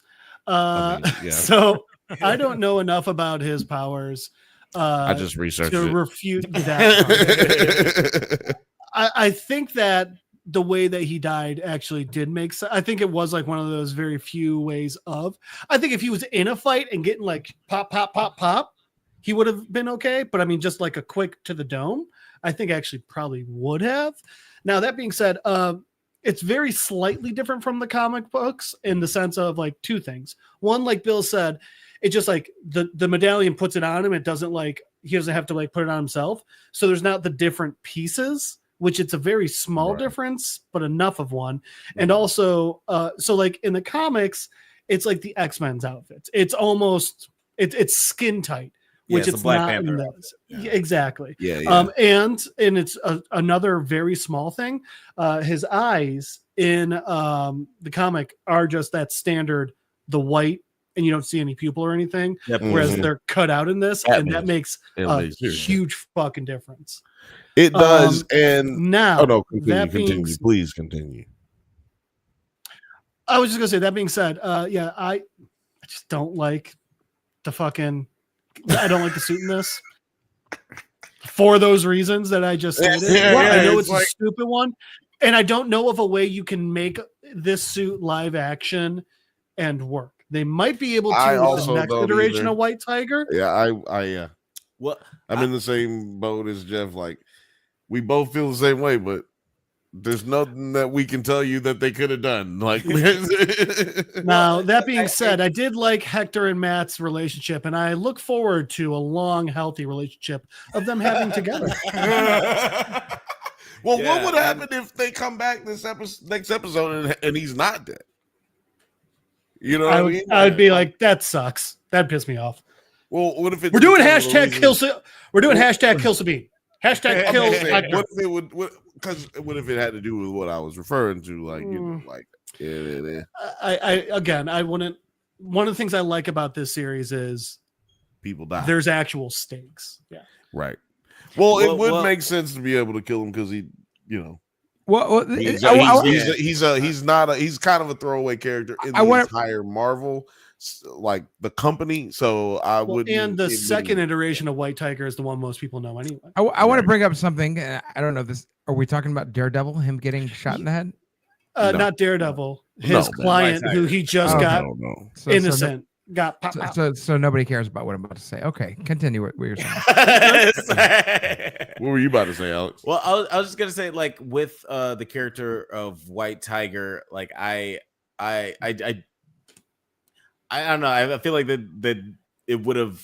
Well, sorry, I'm talking about a couple of different things. One, because like my brain was just going on a lot of things you guys were talking about. But one thing I want to say, like, about the costumes, as far as like real life or like adaptation from the comic books, it does take a touch. It does take a designing touch. Like, you know, Iron Man has a lot of ridiculous looking costumes in the comic books that would not translate to live action. But when they decided to make the movie, they did enough design tweaking to make it seem plausible in the real world. I don't feel like they took the time or the effort on this. And one reason is like, with this character, it wouldn't make a whole lot of sense if it was like super stylized because it is just a guy. So it wouldn't make sense if it looked great. But also, this nigga's only going to be in like one episode. It's like, why put all that work into it? And another thing I wanted to say, Camar de los Reyes, the actor who played Hector and White Tiger in the show, he did die of cancer back in 2024. So we're unfortunately we're not going to see a reprisal of this character. I'm very glad I did not make the joke I was about to make. Whoa! Yeah. Say it anyway. Yeah, no. Say it anyway. Good try. Not doing that. No. As a Mexican correspondent, that's water. No. As a Mexican correspondent, I want to hear this joke of what you're going to make about my Mexican DNA. It had nothing to do with this. As the Mexican correspondent, as the I want to hear it. Correspondent and Jeff being on more episodes than anybody else, I am going to put a lot of things I shouldn't out there. I'm not doing this one. Yeah, I'm going to give him a pass. Let's go ahead and move on. To my understanding, I have not seen this episode, but to my understanding, did which is none absolutely whatsoever because you haven't seen this episode. I thought we were letting each other talk. What about Matthew? No, I'm just saying. You said to my understanding. I hadn't seen the episode, but to my understanding. But it's like, I'm saying, did he release his identity out there? No. He did put it in open court. So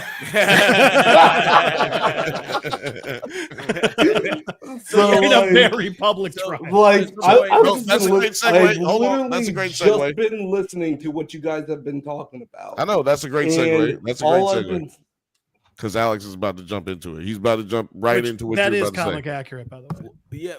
Yeah, Matt is losing this case of basically a manslaughter trial with this with Hector killing a cop on the freeway. I mean on the subway.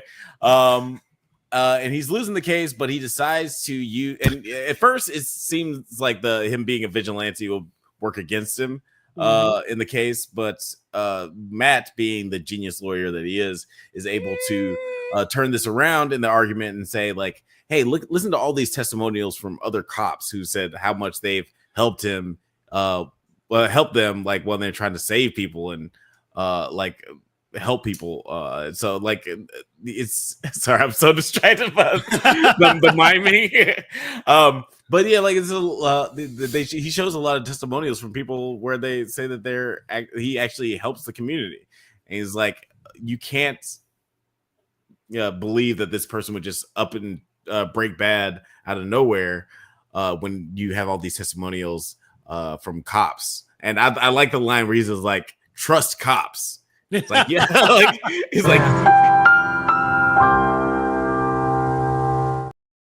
can I tell you how I got out of jury duty 6 years ago? Because did you trust cops? It had a very similar thing to do with what we're about to say. When I was about to do jury duty 6 years ago, it was in 2018. I got called in July 2018. And I was there in jury duty. I got pulled in, and they pulled a whole bunch of people into people who would be jurors. The potential jury pool. And we got talked to by the DA and by the defendant. And I don't even need to go into the case because it was a silly case, and there's no details that need to make it here. But what happened was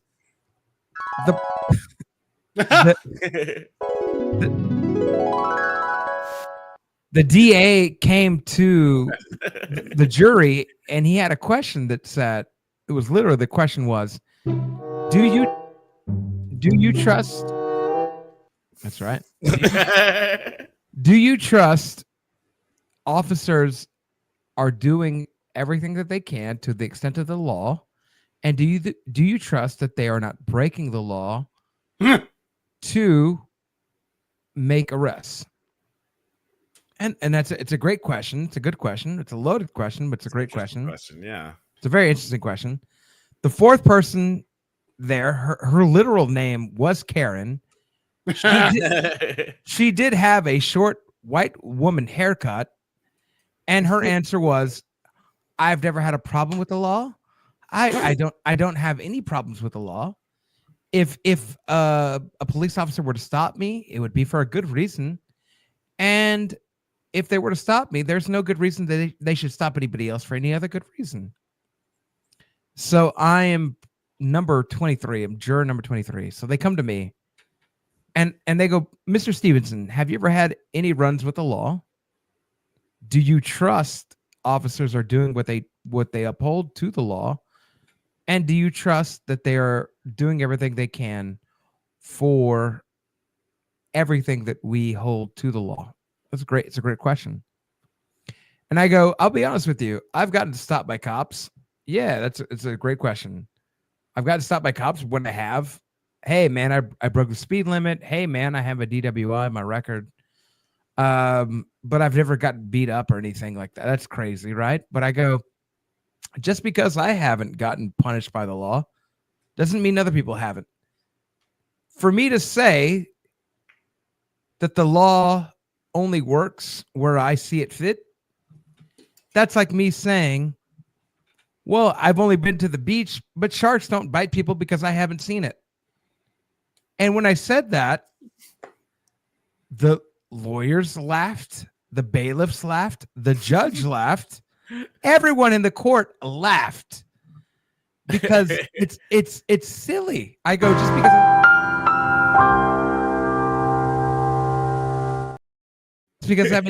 because I haven't seen sharks attack people doesn't mean they don't attack people. There's various footage of sharks attacking people, biting people's legs, biting people's arms.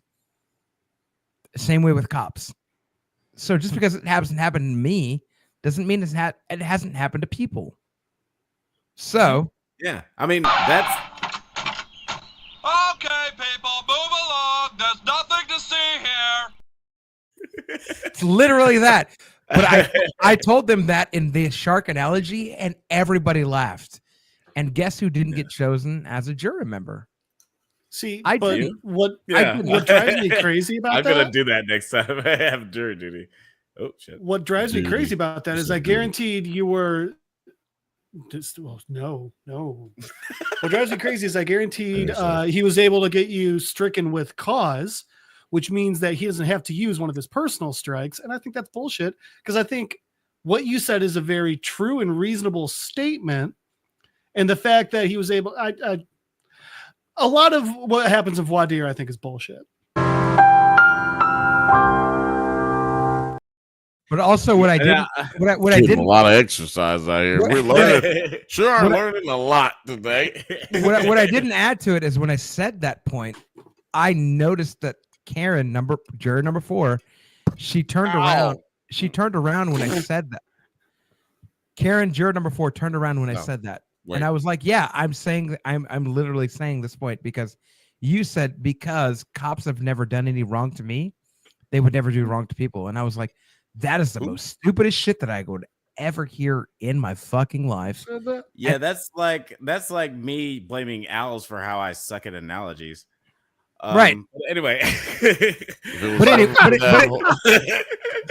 anyways, that's how I got out of jury duty. And this is what I'm saying. Like, there's a way to get out of jury duty. There's a way to talk to. He was dressed as Princess Leia the entire voir dire. Yeah. I wasn't going to add that, but you know what? Now that we're talking about it, that's from the clip, the show with Alex's favorite goddamn clip. Let's go. Let's break that clip out right now, right? No. Oh wait, do you mean we might as well? Jesus fuck. Yes, thank you. Oh, our nips just touched. Anyway, I'm pretty positive me and Jeff are gonna have hemorrhoids after this episode. Does anyone else smell toast? Yeah, seriously. Stress-induced hemorrhoids. I think I have a tumor in the front of my brain. So anyway, I want to ask you a bunch of questions, and I want to have them answered immediately. Jeff. Back to White Tiger's murder. Yes, yeah. Let's talk about the ending of this episode. So, I was personally let Jeff. Oh yeah, okay. So Jeff, one of the YouTubers that I watch that breaks down a lot of comics, and I like it because he does it in like little 50-second bits. But he was saying like, "Oh, this is Punisher's entrance into Born Again, and because Punisher murdered White Tiger, and he's going to go and kill all these superpowered vigilantes." Am I the only one that's like that was a cop? That wasn't Punisher. That was a cop wearing a Punisher outfit. Definitely. Agreed. Because I couldn't believe that this guy made that, in my opinion, big of a glaring mistake. Well, you know what? I'm glad you brought that up because sometimes, I don't like to talk about this, but you just brought it up. But sometimes some of these bigger YouTubers say stuff. It's almost like they didn't even watch the episode. It's like they had it on in the background while they were doing something else, And yeah, because that's an obvious thing. Like you're seeing for the last 3 episodes a buildup of the police have something to do with this vigilante type group that believes in the Punisher a la what we saw in the last season on Netflix. Yeah, they've been using his symbol. Exactly. It's kind of like what was it? The Dark Knight with the little mine aren't hockey pads. Exactly. Yeah, when you had the fake Batman guys coming through. So fake Batman. And I think that this was Batman. There were multiple. Yes, I think that this was like a like I don't know, like for the less keen observer, like there are a lot of nerds like us, like us fine gentlemen. They nerds like us. They nerds like us. Who are very adept to just like the language of cinema and everything like that, and how they're setting things up. We know right off the bat that this is not Punisher, but I guarantee that there's a lot of stuff. But yeah, but I think, but it's for those who know, yeah, it's a misdirect for a reason. Like that's why they call it a misdirect. It's gonna misdirect some people, but other, some of us are gonna see where it's going, but other people are gonna be caught totally by surprise next episode. And I think that with the Easter eggs that or the breadcrumbs that they laid in the first few episodes with the Punisher tattoos and everything, like I think that will be satisfying for the people who aren't so it's not smart. So obvious to them. Yes, I'm trying to be nice. Jeff he feel where I'm coming from now. Motherfuckers is dumb, man. Mm-hmm. We are the Jedi. Because that lightsaber. Go for it. This is not the vigilante you're looking for. Yeah, give me this lightsaber. Ooh. Oh yeah, that's right. We have the Force. See, I almost went through the wall right there. So you gotta be careful with these things. Yeah, our deposit's right out the window. But guys, shit, we're gonna have a lightsaber battle. Okay. I don't have a lightsaber. I just have my dick. Is that acceptable for this? Yeah, just pull your dick out. Use the Schwartz. Y'all need to see this now. Shake your wee wee. Shake your wee wee. All right, let me stop cam real quick. But I'm gonna come back real quick. But guys, let us know what you thought of this episode of Daredevil Born Again. What are you expecting to see in the episodes coming forward? And check us out next week when we continue our discussion on these TV shows. Before we get out of here, Blake, do you want to tell the people where they can find you on the interwebs? No, I don't. You can't steal jokes. They're gonna find me anyway. That's right. You're gonna find me anyway. Money Blake. St. Louis rolling on the smoking on the. I came for the karaoke. I didn't know I came for. I'll just end it. Stay for the stories. Yeah, I'll end it here. But yeah, Money Blake Weather, Facebook, Instagram, Twitter, Snapchat, or you can find me on NerdsAtNite. If you're here and you know me from NerdsAtNite, shouts to you because rarely here, but I'm always watching. So you can find me on any one of those. St. Louis rolling on doves, smoking on the. I thought we were doing that again. Or if you're not going to find me on any of those places, find me on a Drunk Banthas Doesn't Hold Up. I've been on the last few episodes. We've done I'm Gonna Get You Sucker and Daredevil. St. Louis rolling on the it's just a natural thing.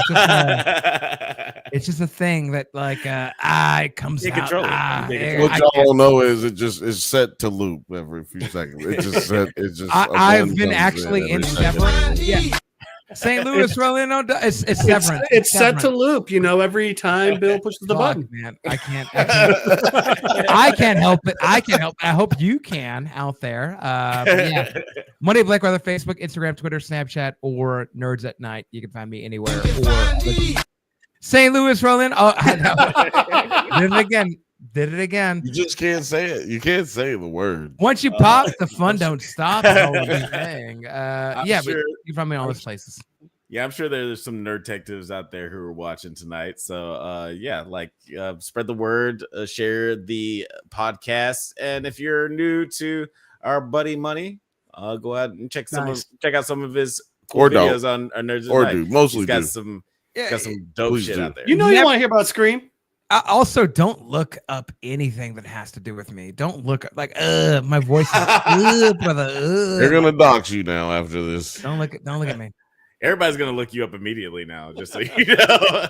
Don't look at me. Don't look at me. Hector, where can people find you on the interwebs? Oh, thank you. You can find me. You can always try and Skype me at Don Cheadle's Driveway at littledickie2.com. It's because hackers. Damn. You can try and find us, Madel Jeff on Instagram, Jeff Madel on Facebook. But as usual, the easiest way to find me is just be here on a Monday night. Monday night. Those are some good directions just got on where paid. to find you. Monday night. Also, I don't know if I told you guys this.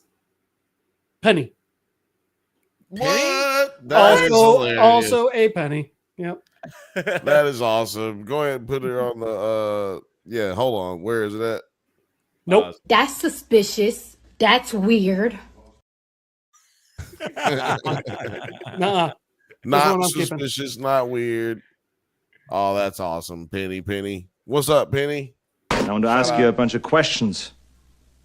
And I want to have them answered immediately.